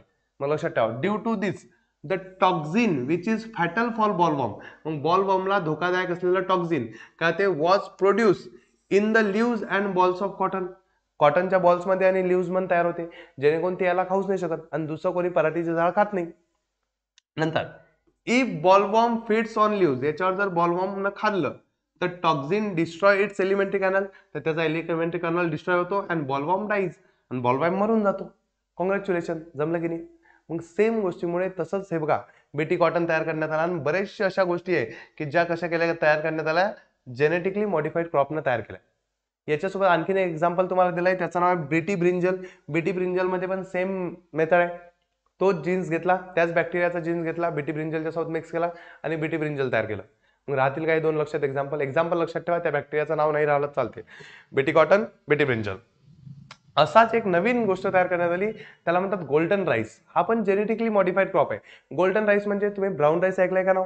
एक पांढरा भात असतो, त्याचे तांदूळ पांढरे असतात, एक असे पिवळे तांदूळ येतात, त्याला गोल्डन राईस म्हणतात. आता गोल्डन राईस का तयार करण्यात आला असेल, याच्यावर पण काही किडे किटकुलं होतात का, याच्यावर किडे नाही पडत. याची प्रॉपर्टी इन्हान्स करण्यात आली, कारण ही आपली खाण्याची गोष्ट आहे. मग आपली खाण्याच्या गोष्टीमध्ये काहीतरी आपण का खातो, कारण त्यात काहीतरी गोष्टी चांगल्या असतात. मग त्या चांगल्या असल्या गोष्टी जर अजून वाढवल्या तर ती गोष्ट आपल्यासाठी आणखी न्यूट्रिटिव्ह होऊ शकते, म्हणून ते काम केलं. इकडे बघा, अ जीन सिंथेसायझिंग व्हिटॅमिन ए, म्हणजे असा जीन की ज्याच्यातली इन्फॉर्मेशन काढून व्हिटॅमिन ए तयार होतो. असा जीन ज्याच्यापासून काय तयार होतो, व्हिटॅमिन ए तयार होतो. व्हिटॅमिन ए कोणापासून तयार होतो, बीटा कॅरोटीन पासून. लक्षात ठेवा, व्हिटॅमिन एचाच अर्थ बीटा कॅरोटीन होते. Has been introduce in the variety of rice. मग आपला साधा राईस घेतला आणि या राईस मध्ये असा एक जीन टाकला की तो जीन काय तयार करते, व्हिटॅमिन ए तयार करते. असा जीन मिक्स केला म्हणजे जो नवीन राईस तयार झाला तो कोणता राईस असेल, गोल्डन राईस. पण या गोल्डन राईस मध्ये कशाचं प्रमाण जास्त असेल? व्हिटॅमिन ए चं प्रमाण खूप जास्त असेल. का जास्त असेल? कारण त्याच्यामध्ये तो जीन्स आहे म्हणून लक्षात ठेवा. As compare to the normal variety, normal राईसला जर कम्पेअर केला तर this variety which has been develop in 2005 मध्ये ही व्हरायटी डेव्हलप केली होती, contain 23 time more amount of beta carotene. मग याच्यामध्ये 23 पट जास्त बीटा कॅरोटीन असते. किती पट जास्त असते? 23 पट जास्त बीटा कॅरोटीन असते. म्हणून जर तुम्हाला व्हिटॅमिन ए पाहिजे तर तुम्ही गोल्डन राईस खाऊ शकता. मग ती गोष्ट डेव्हलप करण्यासाठी जेनेटिकली मॉडिफाईड क्रॉप. मग लक्षात ठेवा, सगळ्यात पहिला काय शिकलो आपण? Crop biotechnology. क्रॉप बायोटेक्नॉलॉजी मध्ये काय शिकलो आपण? Hybrid seed. हायब्रिड सीड मध्ये दुसरं काय होतं? हायब्रिड सीड नंतर genetically modified crop. Genetically modified क्रॉपचे एक्झाम्पल दिले होते. कोणते? BT cotton, BT brinjal and golden rice. आता तिसरी गोष्ट कशातली? याच्यातलीच. तिसरं कोणतं आहे? Herbicide tolerant plant. जसं आपण हे पाहिलं ना, BT cotton, BT brinjal, golden rice, तसेच हर्बिसाइड टॉलरंट प्लांट पण बनले. हर्बिसाइड टॉलरंट प्लांट म्हणजे लक्षात ठेवा, हर्ब म्हणजे गवत. तुम्ही पाहिलं असेल तुमच्या शेतामध्ये असं, हे बघा, हे मेन आपलं पीक आहे जे पेरलेलं आहे, हे पण आपलं मेन पीक आहे पेरलेलं आहे, आणि याच्यामध्ये गवत होत असतं. गवत समजतं ना, ग्रास. आता हे ग्रासमुळे काय होतं? हे न्यूट्रिशन खातात म्हणून या मेन झाडांना न्यूट्रिशन भेटत नाही. मग आपल्याला हे गवत कापायचं आहे. मग कापण्यासाठी खूप खर्च लागतो. मग मी काय करेल? असं काहीतरी हर्बिसाइड घेऊन येईल. हर्बिसाइड म्हणजे गवत नाशक. ते जर फवारलं तर सगळे गवत मरून जाईल. बट प्रॉब्लेम काय होतो? ते इथं फवारल्यानंतर त्याच्यातले काही काही वस्तू थोडेसे इकडे पण उडतात. जे इकडे उडतात किंवा जमिनीतून त्यांच्याकडे जातात, त्याच्यामुळे मेन झाडाची ग्रोथच थांबून जाते. आता मेन झाडाची ग्रोथ थांबली तर मग उपयोगच होणार नाही हर्बिसाइड यूज करायचा. पण जर गवत काढण्यासाठी लोक जर यूज केले तर खर्च खूप जास्त लागेल. मग आता दोन्ही ठिकाणी आपण फसलोय. मग त्यावेळेस काय केले? असे मेन झाडं तयार करण्यात आले की ज्याच्यावर हर्बिसाइडचा फरकच पडत नाही. मग ते हर्बिसाइड टॉलरंट आहे, म्हणजे त्यांना हर्बिसाइड सहन होतात. म्हणजे जर तुम्ही त्याच्यावर हर्बिसाइड मारलं पण तरी ते झाडं मरत नाही. मग असे झाडं तयार केले ज्याच्यावर हर्बिसाइडमुळे काही फरक पडणार नाही, म्हणजे जेणेकरून हर्बिसाइड फवारल्यानंतर फक्त गवत मरेल आणि मेन जे क्रॉप आहे ते सेफ राहील. म्हणून ही गोष्ट लक्षात ठेवा. लक्षात ठेवा फक्त, weed always affect the growth of main plant. गवत नेहमी मेन प्लांटची हे अफेक्ट करते ग्रोथ. नंतर herbicide are use to destroy the weed, it affect the main crop. जर तुम्ही हर्बिसाइड यूज केलं तर मेन क्रॉपला पण फरक पडतो. म्हणून due to this herbicide tolerant plant varieties of crops are being develop. Due to this it has become possible to selectively destroy the weed. त्यामुळे आता फक्त हर्बिसाइड फवारल्यानंतर फक्त गवतच मरतं, मेन क्रॉप मरत नाही. राहील गोष्ट लक्षात. एवढं पूर्ण पाठ करायची गरज नाहीये, फक्त एक्झाम्पल लक्षात ठेव जा कोणामध्ये काय आहेत. चल आता नेक्स्ट सिंपल क्वेश्चन आहे, बायो फर्टिलायझर. बायो फर्टिलायझर म्हणजे काय? आता बघा, पहिला आहे हर्बिसाइड टॉलरंट हायब्रिड सीड्स. दुसरं काय होतं? Genetically modified crop. तिसरं काय होतं? Bio fertiliser. आता बायो फर्टिलायझर मीन्स आपण जे शेतामध्ये फर्टिलायझर यूज करतो, कोणते? जे नॉर्मल असतात, लाईक युरिया किंवा केमिकल फर्टिलायझर. का फर्टिलायझर यूज करतो? कारण काही गोष्टी प्लांट्सला नॅचरली भेटत नाही, मग त्यांना आपल्याला त्या बाहेरून द्याव्या लागतात. पण त्या केमिकल फर्टिलायझरमुळे जमिनीची सुपीकता कमी होते, ते हार्मफुल असतात जमिनीसाठी. म्हणून आता असे फर्टिलायझर काढण्यात आले जे सजीव आहे, सजीवांपासून बनलेले फर्टिलायझर. पण due to use of bio fertilizer instead of chemical fertilizer, nitrogen fixation, phosphorus solubilization, ability of the plants are improved. त्यामुळे नायट्रोजन फिक्सेशन बेटर होते. नायट्रोजन फिक्सेशनमुळे नायट्रोजन झाडांना भेटते, झाडांची ग्रोथ पटापट होते. मग या बायो फर्टिलायझर तुम्ही केमिकलच्या जागी यूज करू शकता. आता तुम्हाला विचारतात याच्यात नेहमी ऑड मॅन आउट किंवा एखादा क्वेश्चन जो एमसीक्यू होतो तो खालच्या पॉईंटवरती, काय की मेन बॅक्टेरिया, कोणकोणते बॅक्टेरिया बायो फर्टिलायझर मध्ये यूज होतात? तर बायो फर्टिलायझर मध्ये कोणता बॅक्टेरिया यूज होतो? रायझोबियम. दुसरा कोणता होतो? अझोटोबॅक्टर. तिसरा कोणता होतो? नोस्टॉक. चौथा कोणता आहे? अनाबेना. अँड अजून एक प्लांट पण यूज होतो, त्या प्लांटचं नाव काय? अझोला. अझोला हे प्लांट पण यूज होतो. मग ही गोष्ट लक्षात ठेवा की ऍज अ बायो फर्टिलायझर, खत म्हणून आपण काय काय यूज शकतो? काही बॅक्टेरिया यूज करू शकतो. कोणकोणते? रायझोबियम, अझोटोबॅक्टर, नोस्टॅक. आणि एक प्लांट पण यूज करू शकतो. कोणता प्लांट आहे ते? अझोला. मग तुम्हाला 3 बॅक्टेरिया देतील, एक प्लांट देतील आणि म्हणतील सांगा ऑड मॅन आउट. तर त्यातले 3 बॅक्टेरिया आहे आणि एक तो प्लांट कोणता आहे? फक्त अझोला. लक्षात राहील, सिंपल आहे. मग याच्या ठिकाणी तुमचा क्रॉप बायोटेक्नॉलॉजी संपलं. आता दुसरा टॉपिक कोणता आहे? Animal husbandry. ॲनिमल हजबंड्री बद्दल इन्फॉर्मेशन दिलेलीच नाहीये. सिंपल साधी इन्फॉर्मेशन आहे, चित्रातून तुम्हाला समजून जाईल, ऐकून घ्या. की ॲनिमल हजबंड्री म्हणजे पशुपालन. याचा ॲनिमल आणि त्याच्या हजबंड सोबत काही संबंध नाहीये. सिंपल साधी गोष्ट आहे, पशुपालन. आता शेती लक्षात कसं ठेवायचं? शेतीसोबत जोडधंदा कोणता असतो? पशुपालन. आता पशुपालन का करतो आपण? आपण 2 गोष्टीसाठी प्राणी पाळतो. कोणाला शौक आहे म्हणून कोणीच गाय बैल अशा गोष्टी पाळत नाही. पहिली गोष्ट असते गाय पाळली, बकरी पाळली, म्हैस पाळली तर याचा मेन यूज असतो दूध. आणि जर तुम्ही बैल वागवता तर त्याचं काम असतो त्यांनी काय केलं पाहिजे, शेतीचे कामं केले पाहिजेत. मग जर आपण दुधासाठी जर एखादी गोष्ट वागवतो तर आपली अपेक्षा असेल की जास्तीत जास्त दूध दिलं गेलं पाहिजे. मग जास्तीत जास्त दूध कधी देईल गाय, तर त्यासाठी लक्षात ठेवा दूध तेव्हाच तयार होईल, दूध तेव्हाच तयार होईल जेव्हा त्याची व्हरायटी म्हणजे सॉरी बाळाला जन्म देईल तेव्हा दूध तयार होईल. आणि जर व्हरायटी बेटर असली म्हणजे हायब्रिड गाय असली किंवा त्याला आपण जर्सी गाय म्हणतो तर दूध जास्त मिळेल. मग आता त्याच्यासाठी कंडिशन बघायचं. चला इकडे पहा, इकडे पहा. टू मेन मेथड कोणत्या यूज करतात अॅनिमल हजबंडरी मध्ये? पहिली कोणती आहे? Artificial insemination. अँड दुसरी मेथड कोणती आहे?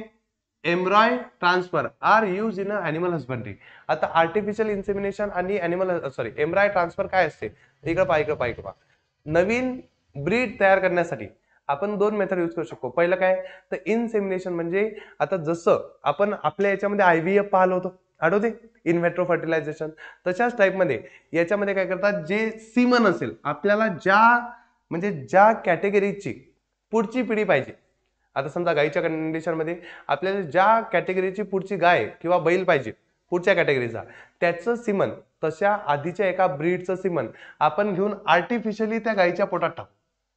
डॉक्टरचा यूज करून काय करू आपण, ते इंजेक्शनचा यूज करून आर्टिफिशियली ते गायीच्या याच्यामध्ये टाकू आणि त्याच्यापासून नवीन बाळ जन्माला येईल. आणि ते नवीन बाळ कसं असेल, आपल्याला रिक्वायर्ड असलेल्या कॅरेक्टरिस्टिक्स वाला असेल, कारण जे आपण सीमन त्याच्यामध्ये टाकले ते आपल्या रिक्वायरमेंट नुसार टाकले. मग हे झालं पहिलं वालं. मग याच्यामध्ये काय होतं, सुपेरियर सीमन जर असलं, सुपेरियर म्हणजे बेटर क्वालिटीचं, त्यामुळे काय होते, मोर मीट आणि मोर मनी ह्या गोष्टी तुम्हाला भेटू शकतात. नंतर दुसरं एक मेथड आहे त्याला म्हणतात एम्ब्रॉय ट्रान्सप्लांट. एम्ब्रॉय म्हणजे गायीच्या याच्यातून ओसाइट घ्यायचं, त्या ओसाइटला आणि मेल गॅमेटला फर्टिलाइज करायचं, फर्टिलाइज करून सगळा एम्ब्रॉय तयार करायचा आणि तो एम्ब्रॉय काय करायचा, दुसऱ्याच्या पोटामध्ये टाकायचा आणि त्याला काय करायचं, डेव्हलप करायचं. त्याला डेव्हलप केलं की नवीन पिढी भेटेल आपल्याला, ज्याची प्रॉपर्टी पाहिजे त्या प्रॉपर्टीची. मग या गोष्टीला म्हणतात एम्ब्रॉय ट्रान्सफर. मग पहिला आर्टिफिशियल इन्सेमिनेशन आणि दुसरं कोणता आहे, एम्ब्रॉय ट्रान्सफर. या दोन मेथडचा यूज करतात अॅनिमल हजबंडरीमध्ये. याबद्दल जास्त इन्फॉर्मेशन दिलेली नाही, मग अॅनिमल हजबंडरी बद्दल आजपर्यंत क्वेश्चन आलाच नाही. फक्त त्याच्यातील दोन मेथड लक्षात ठेवा. वर आलं जर अॅनिमल हजबंडरी लिहून आणि खाली 2 मार्कासाठी 2 बॉक्स आले तर एका याच्यात आर्टिफिशियल इन्सेमिनेशन, दुसऱ्या बॉक्स मध्ये एम्ब्रॉय ट्रान्सप्लांट. आता का करतो, it help to improve both काय, quality and quantity of animal product. जसं मिल्क, मीट, वूल हे जास्त भेटतं. Similarly animal with more strength have been develop for hard work. मग स्ट्रेंथ असलेले अॅनिमल पण डेव्हलप करू शकता तुम्ही जास्त काम करण्यासाठी. अॅनिमल हजबंडरी संपलं. आता मोस्ट इम्पॉर्टंट आणि ज्याच्यावर खूप जास्त क्वेश्चन आलेला असा टॉपिक, दरवर्षी या 7 टॉपिक पैकी ह्युमन हेल्थवरच क्वेश्चन येतो. बाकीच्या टॉपिकवरती आजपर्यंत काही खास क्वेश्चन आलेले नाहीये. ह्युमन हेल्थवर दरवर्षी क्वेश्चन आहे आणि त्याच्यावर काय येतो, कारण याच्यामध्ये कामाकामाचे टॉपिक आहे. MCQ पण येतो आणि मोठा 3 मार्कचा क्वेश्चन येतो. सगळ्यात पहिले याच्यातलं एक वाक्य शांत आहे का, मोठे क्वेश्चन याच्यावरती आले तर या पेजवर येणार नाही. फक्त सिंपल गोष्ट आहे का, ह्युमन हेल्थ म्हणजे आपली हेल्थ सुधारण्यासाठी आपण बायोटेक्नॉलॉजीचा उपयोग करतो. का करतो सांगतो, ऐकून घ्या.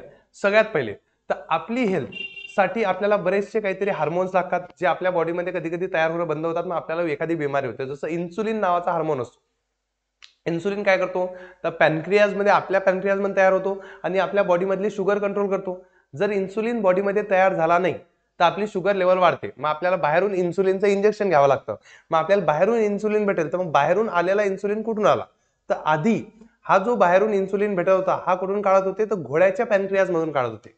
मग अर्लियर आधी insulin was being collected from the pancreas of the horse. तर घोड्याच्या पॅनक्रियाज मधून आपण काय काढत, घोड्याच्या पॅनक्रियाज मधून काय काढत होतो, आपण इन्सुलिन काढत होतो आणि तो इन्सुलिन ह्युमनला देत होतो. मग आता घोड्याच्या पॅनक्रियाज मधून काढणं हे ते प्रोसेस थोडी डिफिकल्ट वाटते ना, पण आता जेव्हापासून आपल्याला बायोटेक्नॉलॉजी नावाची गोष्ट माहित पडली, आता आपण इन्सुलिन बॅक्टेरिया पासून तयार करतो. इन्सुलिन आपण कसं तयार करतो, बॅक्टेरिया पासून तयार करतो. कसं करतो, तर आपण ह्युमन इन्सुलिनचा जीन घेतो आणि याला बॅक्टेरियाच्या जिनोम सोबत कनेक्ट करून टाकतो. मग याच्यापासून जे गोष्टी तयार होतील, याच्यापासून काय तयार होते, आपल्याला इन्सुलिन भेटते. However nowadays due to biotechnology insulin can be prepared with the help of bacteria. मग आता जो इन्सुलिन तयार करतात हा कशापासून तयार करतात, बॅक्टेरिया पासून तयार करतात. मग ही गोष्ट डोक्यामध्ये असू द्या, राहील का, समजेल का, एवढं राहील. मग आधी कसा तयार करत होते, घोड्यापासून, आता तयार कसा करतात, बॅक्टेरियापासून. आणखीन 2-3 गोष्टी पहा ज्या कामाच्या आहे. दुसरं व्हॅक्सिन आणि व्हॅक्सिनेशन. व्हॉट इज व्हॅक्सिन हा क्वेश्चन खूप वेळेस येऊन गेला. व्हॉट इज व्हॅक्सिन हा क्वेश्चन इतक्या वेळेस आलाय की तुम्हाला तो पाठ करणं मस्ट आहे. ही डेफिनेशनला मोस्ट IMP करा, कारण कुठेही विचारतात की व्हॅक्सिन म्हणजे काय. तर व्हॅक्सिन का घेतो आपण, तुम्ही कोविडची व्हॅक्सिन घेतली असेल, का घेतली असेल, कारण आपल्याला ती आजार होऊ नये. म्हणजे आपण व्हॅक्सिन घेतली की आपल्याला त्या एका स्पेसिफिक बिमारीची किंवा त्या स्पेसिफिक बॅक्टेरियाची किंवा व्हायरसच्या बद्दल लढण्याची आपल्यामध्ये शक्ती येऊन जाते, आणि त्या गोष्टीला आपण म्हणतो व्हॅक्सिन. मग लक्षात ठेवा, vaccine is a antigen. Vaccine is the काय असतं, अँटीजेन असतं, कंटेनिंग मटेरियल. एवढं वाक्य सोबत पाठ करा. Vaccine is the antigen containing material. Vaccine म्हणजे असं लिक्विड असतं ज्याच्यामध्ये अँटीजेन असतात. अँटीजेन म्हणजे जे त्या बॅक्टेरियाला मारतील किंवा त्याच्याबद्दल लढण्याची शक्ती येतील अशी काहीतरी वस्तू असते. पण vaccine is the antigen containing material given to acquire. Given to acquire ही का दिली जाते, तर काहीतरी गोष्ट घेण्यासाठी. काय घेण्यासाठी, either permanent or temporary immunity. जेव्हा तुम्ही व्हॅक्सिन घेता तेव्हा तुम्हाला परमनंट इम्युनिटी येते. जसं बघा, तुम्ही हा घेतलीशी पोलिओ, तर पोलिओमुळे तुम्हाला परमनंट इम्युनिटी आली, आता तुम्हाला पोलिओ बिमारी होणार नाही. किंवा टेम्पररी इम्युनिटी. टेम्पररी इम्युनिटी म्हणजे काही दिवस तुम्हाला ती बिमारी होणार नाही अशी तुमच्यात इम्युनिटी येते अगेन्स्ट द स्पेसिफिक पॅथोजन. फक्त त्या एका पॅथोजनच्या विरुद्ध ऑर डिसीज किंवा त्या बिमारी विरुद्ध. आता कोरोनाची व्हॅक्सिन घेतली याचा अर्थ असा आहे का की तुम्हाला आता पोलिओ होणार नाही, तर प्रत्येकाची व्हॅक्सिन अलग अलग असते. म्हणून ही गोष्ट लक्षात ठेवा की vaccine is a antigen containing material given to acquire either permanent or temporary immunity against specific pathogen or disease. त्या बिमारी विरुद्ध लढण्यास तुम्हाला ती शक्ती देते काही दिवसासाठी. मग व्हॅक्सिनची डेफिनेशन पाठ करून ठेवा, कामाची आहे. आता याच्या बाद मोस्ट इम्पॉर्टंट टॉपिक तो म्हणजे व्हॅक्सिन कशी तयार केली जाते. याच्यावर एक क्वेश्चन येतो, how safer vaccine are created using biotechnology. हा क्वेश्चन येतो. कसा येतो मी तुम्हाला सांगतो. याच्यात 2 पेजेस लिहिणं आहे. पहिले हे पेज आणि मग त्याच्या पुढचं पेज. आता पहिले पहा, how safer vaccine are produce असा क्वेश्चन आला तर पहिले लिहायचं की ट्रॅडिशनली आधी vaccine were prepared with the help of pathogen. आधी व्हॅक्सिन कसं तयार करत मी तुम्हाला सांगतो. आधी काय करत माहितीये का, एक बॅक्टेरिया घेत, हा बॅक्टेरिया समजा, या बॅक्टेरियामुळे किंवा व्हायरस घेत, हा व्हायरस आहे, हा कोण आहे, व्हायरस. या व्हायरसमुळे तुम्हाला कोरोना होतो असं समजा. मग काय करत, असा अर्धा मेलेला किंवा पूर्ण मेलेला व्हायरस घेत. काय करत, असा अर्धा मेलेला किंवा पूर्ण मेलेला व्हायरस घेत. त्या व्हायरसमुळे बिमारी होते म्हणून त्या व्हायरसला आपण पॅथोजन म्हणू. मग लक्षात ठेवा, vaccine were prepared with the help of pathogen completely और पार्शियली किल्ड, म्हणजे तो पूर्ण मेलेला असेल किंवा अर्धवट मेलेला असेल, आता असा पॅथोजन घेत, were use as a vaccine, आणि त्याला व्हॅक्सिन म्हणून यूज करत. मग त्याला व्हॅक्सिन म्हणून आपल्या बॉडीमध्ये टाकत. आता तो आपल्या बॉडीमध्ये गेला की तो ऍक्टिव्ह तर होऊ शकत नाही कारण तो मेलेला आहे. मग तो आपल्या बॉडीमध्ये जाय, आपली बॉडी त्याला पाहत जाय, त्याच्या विरुद्ध अँटीबॉडीज तयार करत जाय, आणि त्याची ओळख तर होऊन जाय की चलो असा कोणी आला त्याच्या विरुद्ध आपल्यावर हे लढण्यासाठी शक्ती तयार आहे आणि याला कसं कसं मारायचं सगळ्या गोष्टी तयार आहे. मग पुढे जाऊन जर तुमच्या बॉडीमध्ये तसा व्हायरस जर आला तर ऑलरेडी बॉडीला माहिती आहे की याला कसं वाजवायचं, मग त्याला पटकन जाऊन मारायचं, म्हणजे पुढे जाऊन तुम्हाला ती बिमारी होणार नाही. पण कधी कधी काय व्हायचं, हा जो अर्धा मेलेला व्हायरस होता हा तुमच्या बॉडीमध्ये जात होता आणि तिथं जाऊन जिवंत होत होता. आता तो तिथं जाऊन जिवंत झाला की तो रिप्रोडक्शन करत होता, एकाचे 2, 2चे 4, 4चे 8, आणि त्याच्यामुळे काय व्हायचं होतं, तुम्हाला व्हॅक्सिन घेतली की तुम्ही व्हॅक्सिन घेतली होती बिमारी न होण्यासाठी, आणि तुम्हाला त्याच व्हॅक्सिनमुळे काय होत होती, बिमारी होत होती. म्हणजे ते तर करायला गेलं काही झालं भलं काही अशी गोष्ट झाली. मग त्यासाठी काय करतात, ही व्हॅक्सिन सेफर नव्हती. या व्हॅक्सिनमुळे बऱ्याच लोकांना काय होत होती, बिमारी होत होती. मग त्यासाठी लक्ष ठेवा, due to this there were chances, तिथं चान्सेस होते ऑफ कॉन्ट्रॅक्टिंग द डिसीज, बिमारी होण्याचे चान्सेस होते. In case of some person, काही लोकांना तिथं बिमारी होण्याचे चान्सेस होत होते, कारण ही जर बॅक्टेरिया परत ऍक्टिव्ह झाला तर मग बिमारी होत होती. मग हे 3 वाक्य लिहायचे, 3 नाही सॉरी 2. पहिला लिहायचा, traditionally vaccine were prepared with the help of pathogen completely और partially killed pathogen were use as a vaccine. नंतर लिहायचं की त्याच्यामुळे लोकांना बिमारी होत होती. बट नाव, आता हेन्स अल्टरनेटिव्ह, त्याचा अल्टरनेटिव्ह म्हणून scientist tried artificially produce vaccine with the help of biotechnology. आता बायोटेक्नॉलॉजीचा यूज करून व्हॅक्सिन बनवतात. आता पूर्णचा पूर्ण व्हायरस घेतच नाही. लक्षात ठेवा, आता हा जर पूर्ण व्हायरस आहे तर याले पूर्णचा पूर्ण घेत नाही, याच्यामधून त्याचा जीन्स काढतात आणि या फक्त जीन्सलाच कशामध्ये घेतात, व्हॅक्सिन मध्ये घेतात. आता जीन्सलाच जर व्हॅक्सिन मध्ये घेतलं तर हा पूर्णचा पूर्ण व्हायरस आहे का किंवा बॅक्टेरिया आहे का, मग तो पूर्णचा पूर्ण बॅक्टेरिया न घेतल्यामुळे हा कधी ऍक्टिव्ह होऊ शकत नाही, त्यामुळे तुमच्या बॉडीला इन्फॉर्मेशन पण भेटून जाते आणि तुम्हाला बिमारी पण होत नाही, म्हणून ही गोष्ट तयार झाली. For this purpose scientist produce the antigen in laboratory with the help of gene isolated from the pathogen. मग असा जीन घेतला जो त्या पॅथोजन पासून बाहेर काढलाय आपण, फक्त जीन्स घेतला, पुरा पॅथोजन घेतला नाही, यूज ॲज अ वॅक्सिन आणि दज safer vaccine are being produce, म्हणून सेफ वॅक्सिन तयार झाल्या. मग हा क्वेश्चन खूप वेळेस आलाय, कोणता? Explain nowadays safer vaccine can be are being produce. मग सेफर वॅक्सिन का तयार करतात लिहिता येईल की आधी कसं तयार करत होते, त्याच्यामुळे लोक बिमार पडत होते, आता बायोटेक्नॉलॉजीचा यूज करतात आणि आता फक्त जीन घेतात, कंप्लीट पॅथोजन घेत नाही, त्यामुळे वॅक्सिन सेफर आहे. हा क्वेश्चन मोस्ट आयएमपी आहे, बऱ्याच वेळेस आलाय आणि हा एक्झरसाइज मध्ये दिलेला नाहीये. आता दुसरा क्वेश्चन जो एक्झाम मध्ये येतो तो आहे ही आकृती. या डायग्राम बद्दल काहीच कामाच्या गोष्टी नव्हत्या, स्टील एक्झाम मध्ये येऊन गेल्या. याला म्हणतात इडेबल वॅक्सिन. इडेबल वॅक्सिनची डेफिनेशन विचारतात, व्हॉट इज इडेबल वॅक्सिन, आणि एक्झाम्पल विचारतात, किंवा ही खालची डायग्राम देतात आणि या डायग्रामच्या खाली लिहिलेल्या गोष्टी विचारतात. आता इडेबल वॅक्सिन कशी तयार होते ती लक्षात ठेवा. इडेबल वॅक्सिन म्हणजे आपण जशी वॅक्सिन अशी टोचून घेतो किंवा काही घेतो, त्याच्याऐवजी असं काहीतरी फळ फ्रूट काहीतरी तयार करायचं की जे फ्रूट खाल्लं की वॅक्सिनची कॅपॅसिटी तुमच्यामध्ये येऊन जाईल. वॅक्सिन घेणे आणि ते फळ खाणे ह्या दोन्ही गोष्टी सेम सेम झाल्या पाहिजेत. मग लक्षात ठेवा वॅक्सिन लक्षात ठेवा. Edible vaccine are those which are given as a food. मग जे फूड म्हणून तुम्हाला दिलं जाते अशाला इडेबल वॅक्सिन म्हणतात. By incorporating them into the food stuff, त्यांना फूड स्टफ मध्ये मिक्स करून. मग आता तुम्हाला काही करून इडेबल वॅक्सिनची सिंपल डेफिनेशन लर्न करणे, त्याचे एक्झाम्पल लर्न करणे. एक्झाम्पल कोणता आहे ते लक्षात ठेवा.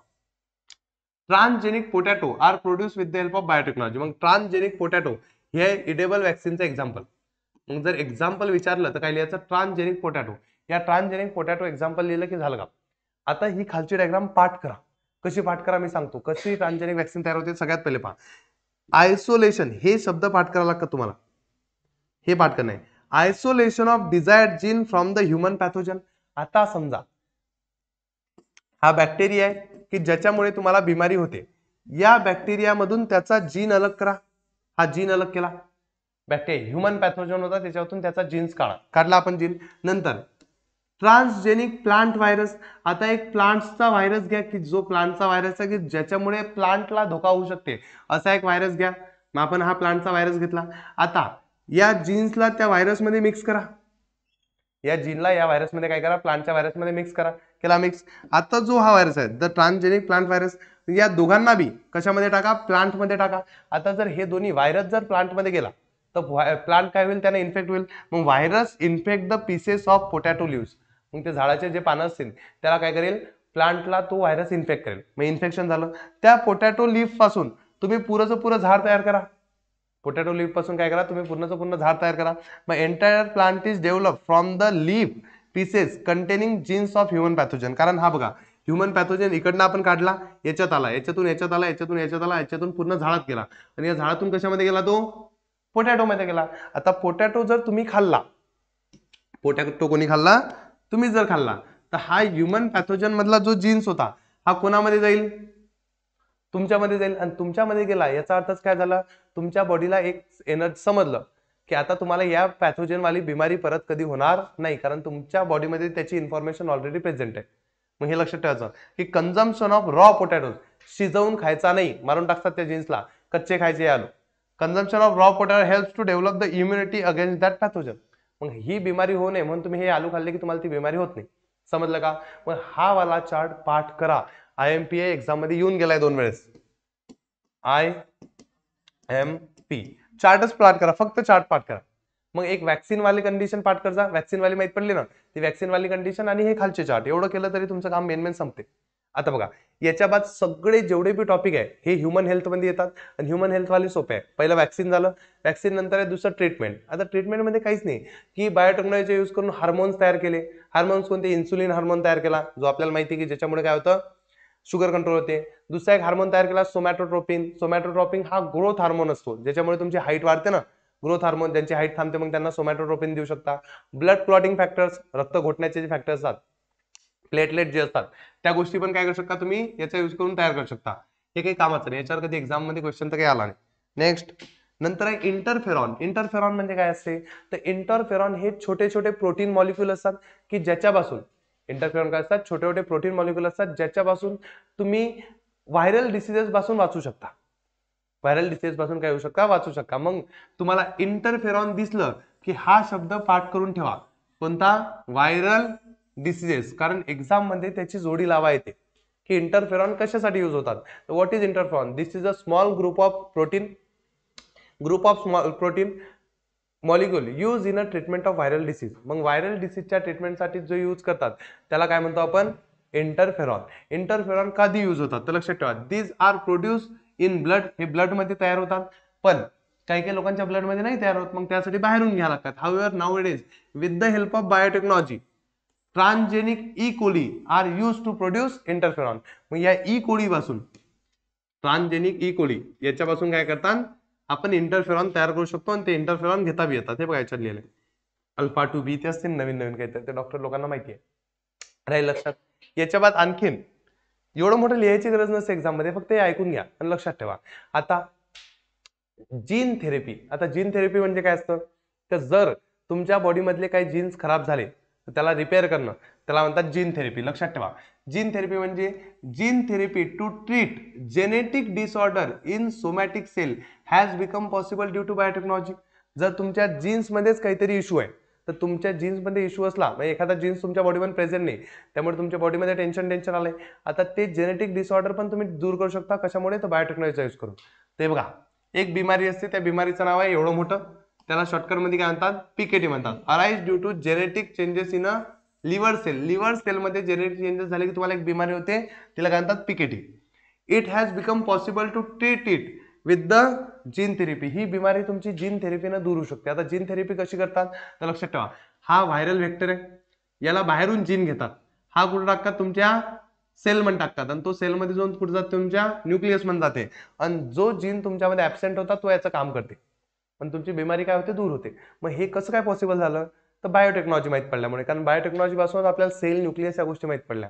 चलो नेक्स्ट ह्या पटापट गोष्टी को, याच्यावर एक्झाम मध्ये काही क्वेश्चन नाहीये, हे पाठ करा. हे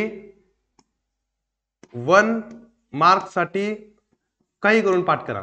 1 मार्क साठी कसंही करून लक्षात ठेवाय की इन्सुलिन मुळे काय दूर होते? डायबिटीज दूर होते. स्टॅब्रिन या कसे डार्फिझम. डार्फिझम म्हणजे बुटकेपणा, हाईटचा हार्मोन आहे तो बुटकेपणा. हे सगळे पाठ करायचे की कशामुळे काय होतं याच्यावर बऱ्याच वेळेस क्वेश्चन आले, आणि पोरांना हे दिसलंच नाही पुस्तकात. मग हे पुस्तकाच्या बाहेरचं आहे, पुस्तकाच्या बाहेरचं नाही, कारण कसं आहे 2च क्वेश्चन आले होते आतापर्यंत. इन्सुलिन आला होता आणि इंटरफेरॉन आला होता. पण हे जर मधातले कोणते आले तर हे लक्षात ठेवा कशासाठी आहे. हे पाठ करायचे, बुक मध्ये दिलेलं आहे, एका साईडला चार्ट असेल ब्ल्यू कलरचा. मी कोणताच टॉपिक सोडत नाही, तुम्ही टेन्शन नका घेऊ, फक्त हे गोष्टी प्रॉपर करून जा. Next part. आता काही नाही, आता सगळं क्लोनिंग टॉपिक आहे. क्लोनिंग मध्ये एक्झाम मध्ये आजपर्यंत काही आलं नाही. क्लोनिंग झालं की तुमचं हेल्थ वाला टॉपिक संपला. आता क्लोनिंग बद्दल एक्झाम मध्ये कधीच काही आलं नाही, पण production of replica of any cell और ऑर्गन और entire organism is called as cloning. जर तुम्ही एखाद्या सेलचा डुप्लिकेट तयार केला, किंवा ऑर्गनचा डुप्लिकेट तयार केला, किंवा पुऱ्या ऑर्गॅनिझमचाच डुप्लिकेट तयार केला, तर त्याला क्लोनिंग म्हणतात. क्लोनिंग म्हणजे जसाचा तसा दुसरी गोष्ट तयार करणे इज कॉल्ड एज क्लोनिंग, आणि हे पॉसिबल आहे. आणि क्लोनिंग 2 टाइप मध्ये केले जाते, एक थेरॅप्युटिक क्लोनिंग असते, एक रिप्रोडक्टिव्ह क्लोनिंग असते. तर क्लोनिंगचे 2 टाइप आहे. एक कोणती आहे? रिप्रोडक्टिव्ह क्लोनिंग, आणि दुसरी कोणती आहे? थेरॅप्युटिक क्लोनिंग. मग या 2 टाइपनं क्लोनिंग होत असते. मग तुम्हाला एक्झाम मध्ये दोन्हीचे दोन्ही टॉपिक दिले, एक थेरॅप्युटिक क्लोनिंग दिले, रिप्रोडक्टिव्ह क्लोनिंग दिले. दोन्हीचे दोन्ही टाइप समजून घ्या. एक्झाम मध्ये कोणतंच आलं नाही, पण जर वरती क्लोनिंग लिहून आलं, व्हॉट इज क्लोनिंग, तर लिही जा. What are the type of cloning, तर रिप्रोडक्टिव्ह आणि थेरॅप्युटिक. पण आता इन्फॉर्मेशन तर माहित पाहिजे. आता ही क्लोनिंग कशी करतात लक्षात ठेवा. इन रिप्रोडक्टिव्ह क्लोनिंग मध्ये काय करतात? A clone is produced by fusion of nucleus of diploid somatic cell. म्हणजे लक्षात ठेवा, सिंपल घ्या, याच्यासाठी स्पर्मची गरज नाही. आता जर समजा माझा क्लोन तयार करायचा आहे, तर मी माझी सोमॅटिक सेल घेईल. सोमॅटिक सेल म्हणजे बॉडीची कोणतीही सेल घेईल. हे झाली माझी बॉडीची सोमॅटिक सेल. या सोमॅटिक सेल मधला मी न्यूक्लियस बाहेर काढेल. सोमॅटिक सेल मधला कोण बाहेर काढेल? न्यूक्लियस. मग मी एक फिमेलची एक सेल घेईल. ही साधी सेल आहे, जर्म सेल नाही आहे, ही साधी सेल आहे बॉडीची सोमॅटिक सेल. मी एक सेल घेईल, फिमेलचा एक सेल, त्याच्यातला न्यूक्लियस काढून टाकेल, न्यूक्लियस घेणारच नाही. मग लक्षात ठेवा, सोमॅटिक सेलचा न्यूक्लियस आणि इन्यूक्लिएटेड ओव्ह्यूम, इन्यूक्लिएटेड म्हणजे बिना न्यूक्लियसचा ओव्ह्यूम, या दोघांना मी मिक्स करेल आणि याच्यापासून नवीन गोष्ट तयार करेल. आता ही नवीन गोष्टीमध्ये बघा, सोमॅटिक सेलचा न्यूक्लियस आहे, म्हणजे याचा डीएनए याच्यात गेला, याचा डीएनए याच्यात गेला, याचा अर्थ सगळ्या ज्या प्रॉपर्टी असतील त्या सगळ्याच्या सगळ्या प्रॉपर्टी कोणाच्या असतील, या सोमॅटिक सेलच्या असतील. मग हा जर सोमॅटिक सेल माझी आहे, त्याचा अर्थ याच्यात नवीन झालेल्या गोष्टीमध्ये सगळ्या प्रॉपर्टीज माझ्या आहे, सगळ्या प्रॉपर्टीज माझ्या आहे, याचा अर्थ ही सेल बिलकुल माझ्या सेल सारखीच आहे, बिलकुल माझ्या सेल सारखी. याचा अर्थ काय, ही माझीच सेल आहे, म्हणजे सेम डिक्टो ऑर्गॅनिझम मी तयार करू शकतो याच्यापासून. मग याच्यापासून क्लोन तयार होईल, पाहून घ्या. झालं की नाही. या गोष्टीला काय म्हणतात, कोणती क्लोनिंग म्हणतात, कोणती म्हणतात, रिप्रोडक्टिव्ह क्लोनिंग. कोणती आहे, रिप्रोडक्टिव्ह क्लोनिंग. मग इन्यूक्लिएटेड ओव्ह्यूम घेतात, त्याच्या कोणाचाही घेतात. In this process sperm mail gamete is not needed, sperm किंवा मेल गॅमेटची गरजच पडत नाही. मग तुम्ही सोमॅटिक सेल पासून नवीन ऑर्गॅनिझम तयार करू शकता, याला काय म्हणतात, रिप्रोडक्टिव्ह क्लोनिंग. आता सेम प्रोसेस करून त्याच्यात आपण ऑर्गॅनिझम तयार केला. कधी कधी सेम प्रोसेस करून स्टेम सेल तयार करतात. कोणत्या सेल तयार करतात, स्टेम सेल तयार करतात, आणि या प्रोसेसला म्हणतात थेरॅप्युटिक क्लोनिंग. पाहून घ्या की त्याच्यामध्ये आपण ऑर्गॅनिझम तयार केला, त्याच्यामध्ये काय करतात, this technique is largely use for the treatment purpose. आणि हे कशासाठी करतात, stem cell are derived, stem cell तयार करतात. कशापासून तयार करतात, from the cell form in the laboratory by union of somatic cell nucleus with the help of enucleated cell. Process same आहे, फक्त याच्यापासून कोणत्या सेल तयार करतील, स्टेम सेल. तेव्हा त्याला कोणती क्लोनिंग म्हणायची, थेरॅप्युटिक क्लोनिंग. म्हणून थेरपीसाठी यूज करतात त्याला थेरॅप्युटिक क्लोनिंग, नवीन ऑर्गॅनिझम तयार करण्यासाठी यूज करतात त्याला म्हणतात रिप्रोडक्टिव्ह क्लोनिंग. दोन टाईप. मग एकाच्यात रिप्रोडक्शन करून नवीन ऑर्गॅनिझम तयार करतात रिप्रोडक्टिव्ह, थेरपीसाठी स्टेम सेल तयार करतात, त्याला काय म्हणायचं, थेरॅप्युटिक. राहील लक्षात, सिंपल आहे, बाकी काही लक्षात ठेवायची गरज नाही, एक्झाम मध्ये आजपर्यंत कधी आलेलं नाहीये. आता क्लोनिंग टेक्निक बद्दल क्वेश्चन तर नाही आलेला, पण क्लोनिंग टेक्निक बॅन आहे, म्हणजे ह्युमन क्लोन तयार करणे परमिशन नाहीये, पॉसिबलच नाहीये. पण ह्युमन क्लोनिंगला बॅन लागलेला आहे, त्या गोष्टी लक्षात ठेवजा. आता इकडे पहा, इकडं याच्यात एक लक्षात ठेवा, शिप म्हणजे बकरी. या बकरी सारखी दुसरी डिक्टो बकरी तयार करण्यात आली होती बाय क्लोनिंग, आणि ही कोणी केली होती पहा, अ शिप डॉली, तिचं डॉली नाव होतं, was born in Scotland by cloning technique. कधी, 5 जुलै 1996, म्हणजे माझ्यापेक्षा बुढी आहे ही बकरी. मग ही गोष्ट लक्षात ठेवा, माझ्यापेक्षा 3 वर्ष मोठी बकरी आहे, ते लक्षात ठेवा की ही बकरी, तिचं नाव होतं डॉली शिप, ही कशी तयार करण्यात आली होती, क्लोनिंग न तयार करण्यात आली. मग तेवढंच लक्षात ठेवा, कारण तिच्याबद्दल विचारू शकतात की क्लोनिंगचं एक्झाम्पल सांगा, लाईव्ह एक्झाम्पल, तर कोणतं आहे, शिप डॉली. White biotechnology. आता व्हाईट बायोटेक्नॉलॉजीला इंडस्ट्रियल बायोटेक्नॉलॉजी म्हणतात. याच्याबद्दल आपण 7 चॅप्टर मध्ये एवढं शिकलोय की यावर्षी करायची, या चॅप्टर मध्ये करायची गरज नाही, यामध्ये इन्फॉर्मेशन दिली नाही. फक्त एवढं लक्षात ठेवा, इंडस्ट्रियल बायोटेक्नॉलॉजीला किंवा इंडस्ट्रियल प्रोडक्ट मध्ये जेव्हा बायोटेक्नॉलॉजी यूज होते त्याला व्हाईट बायोटेक्नॉलॉजी पण म्हणतात. आता याच्यापुढे जे टॉपिक आहे ज्याच्यामध्ये काही क्वेश्चन येत नाही ते करायचे नाही, ज्याच्यामध्ये एमसीक्यू येतात ते मी तुम्हाला सांगतो. आता याच्यामध्ये येणाऱ्या डेफिनेशन आणि एमसीक्यू कोणकोणते आहेत बघा. एन्व्हायरमेंटल बायोटेक्नॉलॉजी म्हणजे एन्व्हायरमेंटल कन्झर्वेशन साठी किंवा पोल्युशन होऊ नये किंवा झालेलं पोल्युशन कमी करण्यासाठी बायोटेक्नॉलॉजीचा यूज होतो. तो कसा होतो ते पाहायचं आपल्याला. तर पहिल्यांदा बायो रेमिडिएशन म्हणतात. तर जेव्हा आपण एन्व्हायरमेंटल प्रॉब्लेम सॉल्व्ह करण्यासाठी आपण कोणत्या तरी सजीवांचा उपयोग करू त्याला म्हणतात बायो रेमिडिएशन. याची डेफिनेशन पाठ करून घे जा. The process of either absorption or destruction, एखादं गोष्ट of toxic chemicals and harmful pollutants, जे केमिकल असतील किंवा पोल्युटन्स असतील ज्याच्यामुळे पोल्युशन होते त्यांना ऍब्झॉर्ब करणे किंवा नष्ट करण्याच्या प्रोसेसला with the help of plants and micro organism.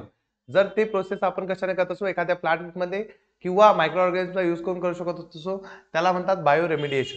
Simple साधे डेफिनेशन आहे, पाठ करून घ्या की the process of either absorption of destruction of chemicals or harmful pollutants with the help of plants and organism is called as bioremediation. He definition learn करून ठेवायची. आता bioremediation मध्ये प्लांट्स पण यूज होतात आणि अॅनिमल्स पण म्हणजे ऑर्गॅनिझम पण यूज होतात. जेव्हा प्लांट्स यूज होतात तेव्हा त्याला फायटोरेमिडिएशन पण म्हणतात. मग लक्षात ठेवायचं ही गोष्ट की if plants are use for the purpose of bioremediation, bioremediation साठी तुम्ही जर प्लांट यूज केले तर त्याला काय म्हणायचं, फायटोरेमिडिएशन. आता फायटोरेमिडिएशन मध्ये कोणकोणते प्लांट यूज होतात, तर फायटोरेमिडिएशन मध्ये अल्फा अल्फा नावाचा प्लांट यूज होतो. अजून कोणता होतो, क्लोवर. आणखीन कोणता होतो, रे, राईचे झाड म्हणतात त्याला. हे सगळे यूज होतात. पटापट सांग मग. बायोरेमिडिएशन माहित पडलं. मग पोल्युशन दूर करायचं with the help of micro organism is called as bioremediation. Plant use केले तर फायटोरेमिडिएशन, आणि फायटोरेमिडिएशनचे एक्झाम्पल लक्षात ठेवा, अल्फा अल्फा, क्लोवर अँड रे. लिहून ठेवा ह्या गोष्टी, याच्यापेक्षा शॉर्टकट कुठंच काढल्या नाहीये. आता याच्या पुढे काय माहिती का, तुम्हाला अशा अशा गोष्टी आहेत ज्याच्यावर फक्त एमसीक्यू येतात, बाकी काहीच नाही. जसं समुद्रामध्ये जर जाता जाता तेल सांडलं, तर आता हे तेल सगळं समुद्राची वरची लेअर घेऊन टाकतं. आता याच्यामुळे खालच्या ॲक्वॅटिक लाईफला धोका असतो. मग हे तेल साफ कसं करायचं? मग हे साफ करण्यासाठी तुम्हाला काहीतरी बॅक्टेरिया यूज करतात. मग ते असतात सुडोमोनस बॅक्टेरिया. याचे नाव तुम्हाला 8 चॅप्टर पेक्षा 7 चॅप्टर मध्ये बेटर दिलेले आहे, म्हणून ते 7 चॅप्टर मध्ये होऊन जाईल. त्यामुळे इथं करायची गरज नाहीये. नंतर जर समजा हा कामाचा टॉपिक आहे, द फर्न टेरिस विटाटा. फर्न म्हणजे एक झाड आहे, हे आहे ते फर्न. कुठे गेलं? हे आहे, याला म्हणतात टेरिस विटाटा. हे जे फर्न आहे याचा उपयोग कशासाठी केला जातो? हे fern pteris vittata can absorb the arsenic from the soil. मग सॉइल मधलं अर्सेनिक ऍब्सॉर्ब करण्यासाठी कोण यूज करतात? तर फर्न टेरिस विटाटा यूज करतात. आणखीन genetically modified Indian mustard. Indian mustard मोहरी माहिती आहे? मोहरी, त्या मोहरीचा यूज कशात आहे? हे मोहरीचं झाड आहे, ते मोहरी सरसो का बेड, त्याचा यूज कशासाठी होतो? Absorb selenium from soil. मग हे विचारतील की सेलेनियम ऍब्सॉर्ब करण्यासाठी काय यूज करतात? तर इंडियन मस्टर्ड यूज करतात. फर्न विटाटा कशासाठी यूज करतात? तर अर्सेनिक साठी यूज करतात. आणखी सनफ्लावर कशासाठी यूज करतात? तर सनफ्लावर ऍब्सॉर्ब करते युरेनियम, आणि दुसरं काय? अर्सेनिक. तर युरेनियम हे लक्षात ठेवजा की युरेनियम ऍब्सॉर्ब करायचं असलं तर सनफ्लावर यूज करतात. ही इन्फॉर्मेशन मी जेवढी शॉर्टकट काढून दिली आहे तेवढी शॉर्टकट बुकमध्ये नाहीये. बुकमध्ये ते विचित्र विचित्र करून दिलेली आहे, पण हे एमसीक्यू मध्येच विचारलं जाईल, मोठे क्वेश्चन येणार नाही. सोबतच जर समजा कुठं रेडिएशन पसरली, रेडिएशन म्हणजे जर न्यूक्लिअर वेस्ट आहे आणि त्या ठिकाणी रेडिएशन पसरले, आता हे रेडिएशनचं काय करतात? मग रेडिएशन जर तुम्हाला ऍब्सॉर्ब करायचे असतील तर अशा ठिकाणी genetically modified and the bacterium, हा याचं नाव पाठ करा गड्या. आता याचं नाव म्हणता म्हणता माझी जीभ आडवी होऊन जाईल, त्याच्यापेक्षा तुम्हीच म्हणा. काय नाव त्याचं? डायनो, हा, डायनोकोकस रेडिओडर्नस. हा हायली रेडिएशन रेजिस्टर ऑर्गॅनिझम आहे. तो रेडिएशनला काय करतो? ऍब्सॉर्ब करतो.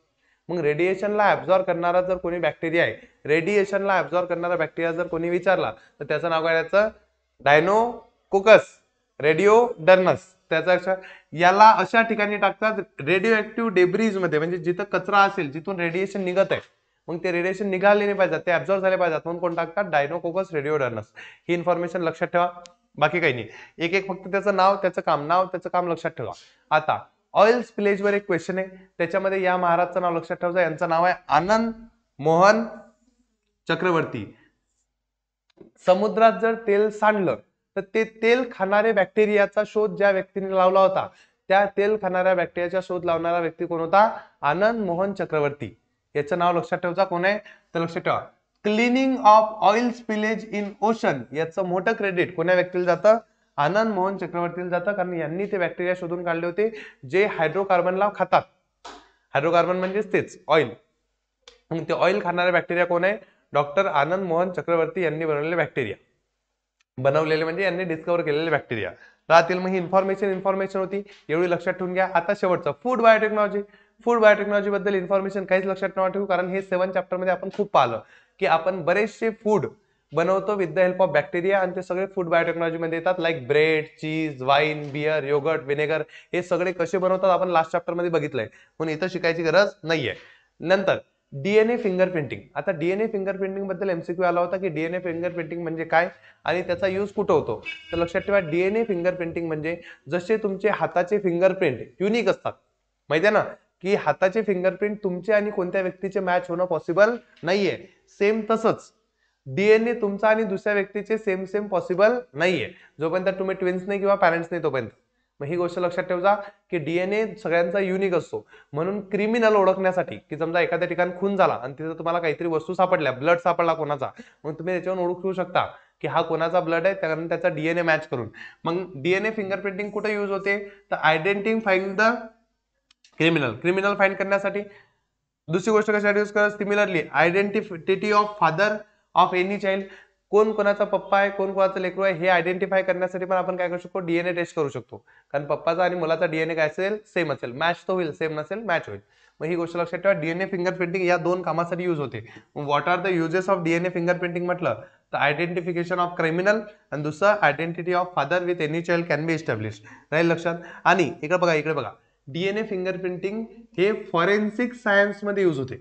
It is mainly use in a forensic science. Forensic science म्हणजे तेच जे या गोष्टीचा शोध लावतात त्याला फॉरेन्सिक डिपार्टमेंट म्हणतात. मग विचारलं तर लिहायचं, it is mainly use in forensic science. Identity of criminal can be establish. Identity of father of any child can B establish. लिहिता येईल डीएनए फिंगरप्रिंटिंग. जास्त इन्फॉर्मेशन काही कलेक्ट करू नये. आता इथं सगळं तुमचं बायोटेक्नॉलॉजी संपलं. 7 पॉईंट होते. 7 पॉईंट एकदा कमेंटमेंट टाका. सगळ्यात पहिले कोणतं होतं? क्रॉप बायोटेक्नॉलॉजी, त्याच्या अंदरची इन्फॉर्मेशन. नंतर अॅनिमल हस्बंड्री, त्याच्या अंदर थोडीशी इन्फॉर्मेशन. नंतर ह्युमन हेल्थ, त्याच्यामध्ये खूप सारी इन्फॉर्मेशन. चौथं काय होतं? इंडस्ट्रियल बायोटेक्नॉलॉजी होतं. इंडस्ट्रियल बायोटेक्नॉलॉजी नंतर काय होतं? एन्व्हायरमेंटल बायोटेक्नॉलॉजी होतं. नंतर फूड बायोटेक्नॉलॉजी होतं. नंतर शेवटचं कोणतं होतं? DNA fingerprinting. टोल किती टॉपिक आहे? 7. जर मोठा क्वेश्चन आला कमर्शियल ऍप्लिकेशन ऑफ बायोटेक्नॉलॉजी, 7ही पॉईंट बद्दल थोडं लिहायचं, 3 पैकी 3 मार्क्स भेटून जातील. आता याच्या पुढे ऍग्रिकल्चर डेव्हलपमेंट बद्दल तुम्हाला स्टेजेस दिले आहे. याच्या पुढच्या कोणत्याच टॉपिकवर कधीच क्वेश्चन आला नाही मोठा, फक्त एमसीक्यू आतापर्यंत आलेले आहे. म्हणून हे टॉपिक आपण जास्तीत जास्त इग्नोर करून चालू. तर 3 रिव्हॉल्युशन दिलेले आहे. रिव्हॉल्युशन म्हणजे उत्क्रांती. हे कोणत्या तरी गोष्टीमध्ये अचानक खूप मोठे डेव्हलपमेंट झाली त्याला म्हणतात रिव्हॉल्युशन. तर green revolution, blue revolution, white revolution 3 दिलेले आहे. ग्रीन रिव्हॉल्युशन म्हणजे रिलेटेड टू फूड, म्हणजे गहू आणि तांदूळ यांच्यामध्ये जेव्हा रिव्हॉल्युशन झालं तेव्हा म्हणजे त्यांचं उत्पन्न खूप जास्त पिकायला लागलं, त्याला ग्रीन रिव्हॉल्युशन म्हणतात. मग ही गोष्ट लक्षात ठेवा की हे झालं होतं 20th सेंचुरीमध्ये ग्रीन रिव्होल्युशन. याच्यामध्ये काय करण्यात आलं होतं ग्रीन रिव्होल्युशन मध्ये? तर लक्षात ठेवायचं यांचे 2 नावं, की ग्रीन रिव्होल्युशन मध्ये कोण 2 लोक म्हणजे महत्वाचे होते. तर एकाचं नाव होतं डॉक्टर नॉर्मन बोरलॉग, हा युएसएचा होता, आणि दुसरं कोण होतं? MS स्वामीनाथन, हे इंडियाचे होते. हे 2 नावं लक्षात ठेवा की green revolution related 2 scientist Norman Borlaug and doctor MS Swaminathan यांनी बऱ्याच टेक्निक डेव्हलप केल्या की जेणेकरून काय होईल की पीक चांगलं निघेल. आणि खूप साऱ्या प्रमाणात पीक तयार व्हायला लागलं गहू आणि तांदळाचं, आणि म्हणजे व्हीट अँड राईसचं. आणि त्या डेव्हलपमेंटमुळे इंडियामध्ये जी कंडिशन चालू होती हंगर कंडिशन, की ज्यामुळे लोकांना खायला भेटत नव्हतं, ती कंडिशन काय झाली? दूर झाली. मग ही गोष्ट फक्त एवढे सायंटिस्टचे नाव लक्षात ठेवा, बाकीच्या गोष्टी तयार लक्षात ठेवण्याची गरज नाहीये. हे याचे नाव हे काही कामाचं नाही. दुसरं व्हाईट रिव्होल्युशन. व्हाईट रिव्होल्युशन कशामध्ये होतं? तर मिल्क मध्ये होतं. कशामध्ये होतं? मिल्क मध्ये. आता व्हाईट रिव्होल्युशन बद्दल काय लक्षात ठेवायचं? तेच की दूध हा असा प्रोडक्ट आहे जो पेरिशेबल आहे, जो 2-3 दिवसात खराब होऊन जातो. मग आता यामुळे काय केलं, याच्यात एक व्यक्ती आला, त्याचं नाव होतं डॉक्टर व्हर्गीस कुरियन. काय नाव होतं? व्हर्गीस कुरियन. हे नाव लक्षात ठेवा, डॉक्टर व्हर्गीस कुरियन. यांनी काय केलं? मिल्क वरती प्रोसेस केल्या आणि असे मिल्क प्रोडक्ट आणि मिल्क तयार केलं जे खूप दिवस पर्यंत चालेल. तेच बॅक्टेरिया मारले, हे ते तयार केले. आणि आता तुम्ही पाहता तर दूध खूप दिवस चालते म्हणून ते पॅकेटमध्ये विकल्या जाते. आधी हा लोकल बिझनेस होता, याला कॉर्पोरेट बिझनेस केलं, आणि याच कॉर्पोरेट बिझनेस करण्याच्या मुवमेंटला म्हणतात आपण व्हाईट रिव्होल्युशन. मग ऍट आनंद समजते ना, आनंद हे शहर आहे कुठं? गुजरातमध्ये आहे. तिथं त्यांनी पहिली दुधाची फॅक्टरी तयार करण्यात आली, आणि ज्यालाच आपण म्हणतो अमूल. आता अमूल हे नाव सगळ्यांनी दुधाच्या बाबतीत ऐकलेलंच आहे. अमूल दूध पिता आहे इंडिया, माहिती आहे ना. मग अमूल याचे फाउंडर होते ते कोण होते? डॉक्टर व्हर्गीस कुरियन. यांनी मिल्क रिव्होल्युशन आणलं, म्हणजेच त्याला आपण व्हाईट रिव्होल्युशन म्हणतो. आणि तेव्हापासून दुधाचा बिझनेस कसा झाला? मोठ्या लेवलवर सुरू झाला. एवढी गोष्ट लक्षात राहील. मग मिल्क म्हटलं की व्हाईट रिव्होल्युशन, आणि याचा हेड कोण होता? व्हर्गीस कुरियन. नंतर blue revolution. Blue revolution actual मध्ये रिव्होल्युशन सारखं काही नाही. तर लक्षात ठेवा, जे अक्वॅटिक अॅनिमल आहे त्यांना पाळणे, त्यांना मोठं करणे आणि त्यांना विकणे is called as blue revolution. आधी फक्त हे ब्ल्यू रिव्होल्युशन म्हणजे समुद्राच्या साईडलाच मासेमारीचा व्यवसाय होत होता, अक्वॅटिक अॅनिमलचा व्यवसाय होत होता. आता यांचं म्हणणं कसं आहे की आम्ही तुम्हाला पैसे देतो, गव्हर्नमेंट म्हणते आम्ही तुम्हाला सबसिडी देतो, तुम्ही तुमच्या शेतात शेततळ बांधा, तिथं मासे गिसे वागवा, त्यांना मोठं करा आणि त्यांना विका. आणि याच गोष्टीला म्हणतात कोणतं मिशन? नील क्रांती मिशन. मग NKM हे 2016 मध्ये आणलं होतं, आणि याच्यामध्ये लोकांना सबसिडी देण्यात आली होती. सबसिडी म्हणजे 50 ते 100% सबसिडी, की तुम्ही खर्च करा, तो सगळा खर्च गव्हर्नमेंट तुम्हाला परत करेल, आणि तुम्ही त्याच्यावर काय करा? फिशेस तयार करा आणि त्या विका. या गोष्टीला काय म्हणतात? Blue revolution. या तिन्ही याच्याबद्दल कोणतीच गोष्ट कामाची नाहीये. याच्या बाद तुम्हाला खूप सारं शेतीविषयक गोष्टी दिलेल्या आहे, जसं फर्टिलायझर बद्दल दिलंय. आता फर्टिलायझर बद्दल कायच करणार आहे तुम्ही यूज? तर फर्टिलायझर बद्दल काय लिहिसाल?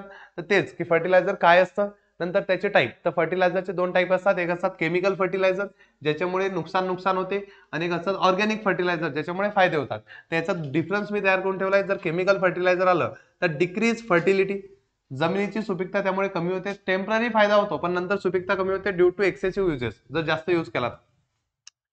Toxic for soil, bacteria, cattle आणि ह्युमन. फर्टिलायझर केमिकल जास्त यूज केलं तर आपल्यासाठी, गुराढोरांसाठी आणि जमिनीसाठीच्या बॅक्टेरियांसाठी सगळ्यांसाठी हे टॉक्सिक असते. नंतर कंटॅमिनेशन ऑफ द एन्व्हायरमेंट, यानं एन्व्हायरमेंट दूषित होते. सॉइलचं पोल्युशन होते, सोबत पाण्याचे पोल्युशन होते, कारण ते पाण्यामध्ये मिक्स होतात म्हणून. आता जर तुम्ही ऑर्गॅनिक खत यूज केले, ऑर्गॅनिक खत म्हणजे मॅन्युअर, म्हणजे शेणखत झालं, गांडूळ खत झालं, किंवा ह्या गोष्टी टाकल्या की जेणेकरून केमिकल फर्टिलायझर युरिया गिरिया लागतं, ह्या गोष्टी यूज केल्या तर काय फरक पडेल लक्षात ठेवा. Improved water holding capacity of the soil conservation take place, त्यामुळे पाण्याची वॉटर होल्डिंग कॅपॅसिटी, पाणी धरून ठेवण्याची कॅपॅसिटी वाढते. Due to humus formation upper layer of the soil is form, आता ज्यामध्ये सगळे न्यूट्रिशन असतात अशी वरची लेअर, त्याला ह्युमस म्हणतात, ती लेअर तयार होते जर तुम्ही ऑर्गॅनिक खत यूज केले तर. नंतर essential element like nitrogen, phosphorus, potassium, हे सगळ्या गोष्टी are easily available due to activities of earthworm and fungi. आता ऑर्गॅनिक खत म्हटलं की त्यात फंगाय असेल, अर्थवॉर्म असेल. फंगाय म्हणजे तेच शेणामध्ये जे असतं, ते शेणाला सळवण्यासाठी बॅक्टेरिया असेल, ते काय करतील, ह्या बाकीच्या गोष्टी अवेलेबल करून देतील ज्यानं झाड चांगले ग्रो होतील. मग दोघांचा डिफरन्स ठेवसान तर लक्षात ठेवा, नाही तर आजपर्यंत काही क्वेश्चन तर काही आले नाहीये. बिलकुल न क्वेश्चन येणारी गोष्ट इन्सेक्टिसाइड. इन्सेक्टिसाइड म्हणजे किडे मारणारे हे. आता हे खत आहे युरिया, ते चुकून इकडे घेतण्यात आलं वाटतं ना.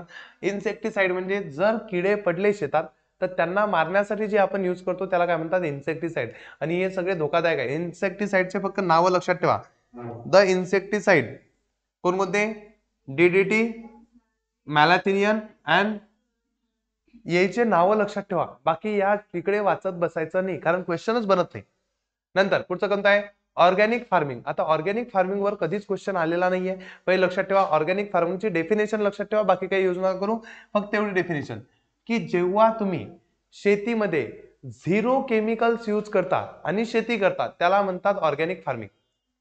Farming with no chemical is called as organic farming. मग when the chemical fertilizer and pesticides are not used, only local sturdy varieties are cultivated, म्हणजे लोकल व्हरायटी, हायब्रिड सीड नाही, लोकल व्हरायटीज पहिल्या जातील, and natural balance is maintained, then such type of farming is called as organic farming. मग chemical fertiliser, insecticide, pesticide ह्या गोष्टी काहीच use नाही करायच्या. सीधं सरळ सांगायचं तर झिरो केमिकल्स यूज करायचे, अशा फार्मिंगला म्हणतात ऑर्गॅनिक फार्मिंग.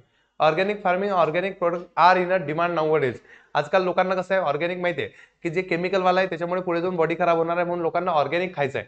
मग ते जे आपल्या इथं बी एक गाडी येते त्याच्यामध्ये ऑर्गॅनिक वस्तू विकल्या जातात. फक्त ह्या लोकल वस्तूपेक्षा जर साधे टमाटर 40 रुपये किलो आहे तर ऑर्गॅनिक वाले 100 रुपये किलोने विकले जातात. थोडे महाग विकले जातात कारण त्याच्यामध्ये प्रोडक्शन तेवढं खास होत नाही. मग याच्यामध्ये वर्मी कल्चर किंवा ऑइल केक याचा यूज करून शेती किती केल्या जाते, कारण याच्यामध्येच काय, तेच वर्म मध्येच किडे, कारण त्याच्यापासूनच झाडाला काय भेटतील, न्यूट्रिशन भेटतील, कारण बाकी केमिकल तर आपण काही यूज करणार नाहीये. मग हेच गोष्ट एक फक्त डेफिनेशन लक्षात ठेवा. पुढे अपिकल्चर. अपिकल्चरच्या नावावर फक्त चित्र लक्षात ठेवा की जिथं तुम्हाला त्या ह्या दिसतील, मधमाशा, हनी. आता तुम्हाला माहिती आहे हनी ऍक्च्युअल मध्ये कसं काढतात, तर ते एक पोळं असते मधमाशाचं, त्याच्या खाली आग लावतात, धूर करतात, त्याला पळून लावतात आणि मग ते पोळं काढतात. त्यात खूप मधमाशा मरतात. मग त्यांचं असं म्हणणं आहे असं करू नका, त्याच्याऐवजी तुम्ही अपिकल्चर फॉलो करा. अपिकल्चर मध्ये मधमाशांना वागवायचं, ते येतात त्याच्यामध्ये मध टाकतात, बिचारा बाहेर शोधायला परत चालले जातात आणि त्याच्यापासून तुम्हाला मध पण भेटते आणि वॅक्स पण भेटते. मग अपिकल्चर इज रिअरिंग ऑफ हनी. हनीजला वागवायचं, honey bees to obtain products such as honeys and wax. याच्याबद्दल फक्त चित्र लक्षात ठेवा, याचा यूज लक्षात ठेवा की याच्यापासून हनी आणि वॅक्स भेटतो, बाकी काही करायची गरज नाहीये. चित्र लक्षात ठेवा फक्त. हे करायचंय, हे गाईड मधून करायचंय कारण इथे इन्फॉर्मेशन कमी आहे. इकडे बघा, इकडे बघा.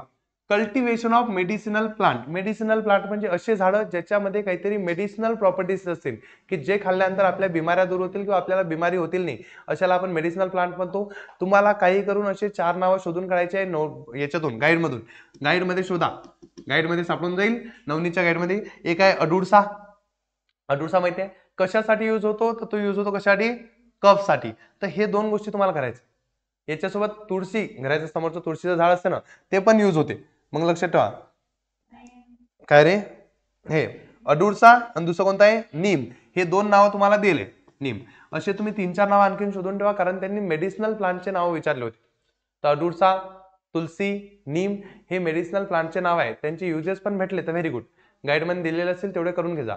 याच्या बाद तुम्हाला शेवटचा आहे फ्रूट प्रोसेसिंग, ज्याच्यामध्ये फक्त तुम्हाला प्रोसेसचे नावं लक्षात ठेवायचे. फ्रूट प्रोसेसिंग म्हणजे कोणतेही फ्रूट लवकर खराब होते, पण त्याच्यावर आपण जर काही प्रोसेस केल्या आणि त्याच्यापासून काही दुसऱ्या वस्तू बनवल्या तर त्या खूप दिवस टिकतात. लाईक कसं चॉकलेट बनते फ्रुट्स पासून, नंतर ज्युसेस बनतात, नंतर जॅम्स जेलीज अशा गोष्टी खूप दिवस टिकतात. हे असे प्रोडक्ट आहे जे खूप दिवस टिकतात. पण हे टिकवण्यासाठी कोणकोणत्या मेथड यूज करतात तर लक्षात ठेवा. याच्यासाठी कोणकोणत्या मेथड आहे, फ्रूट प्रोसेसिंग मेथड जर विचारल्या तर लक्षात ठेवा. पहिली मेथड कोणती आहे, depositing in a cold storage, थंड जागेत ठेवा जेणेकरून फळं खराब होतील नाही. दुसरी गोष्ट कोणती आहे, ड्राईंग. ड्राईंग म्हणजे सुकवा. सुकवा म्हणजे तुम्ही बघा अंगूर पाहिले, त्याला सुकवून काय बनवतात, किशमिशचे मनुके बनवतात. हा, द्राक्षेपासून मनुके बनतात. तर ते जे यूज करतात ते कसं असते, ड्राईंग प्रोसेस. नंतर काय, सॉल्टिंग. आवळा सुपारी माहिती कशी तयार करतात, तर ते सॉल्टिंग आणि ड्राईंग दोन्ही मिक्स करतात. नंतर एअर टाईट पॅकेजिंग म्हणजे पॅक करून ठेवा. नंतर जॅम्स किंवा मुरब्बा तयार करा जेणेकरून ते खूप दिवस टिकतील, किंवा कंडेन्सिंग. या सगळ्या गोष्टीमुळे फ्रुट्स खूप दिवसपर्यंत टिकू शकतात. म्हणजे फ्रुट्स पासून काहीतरी वस्तू बनवू शकतात.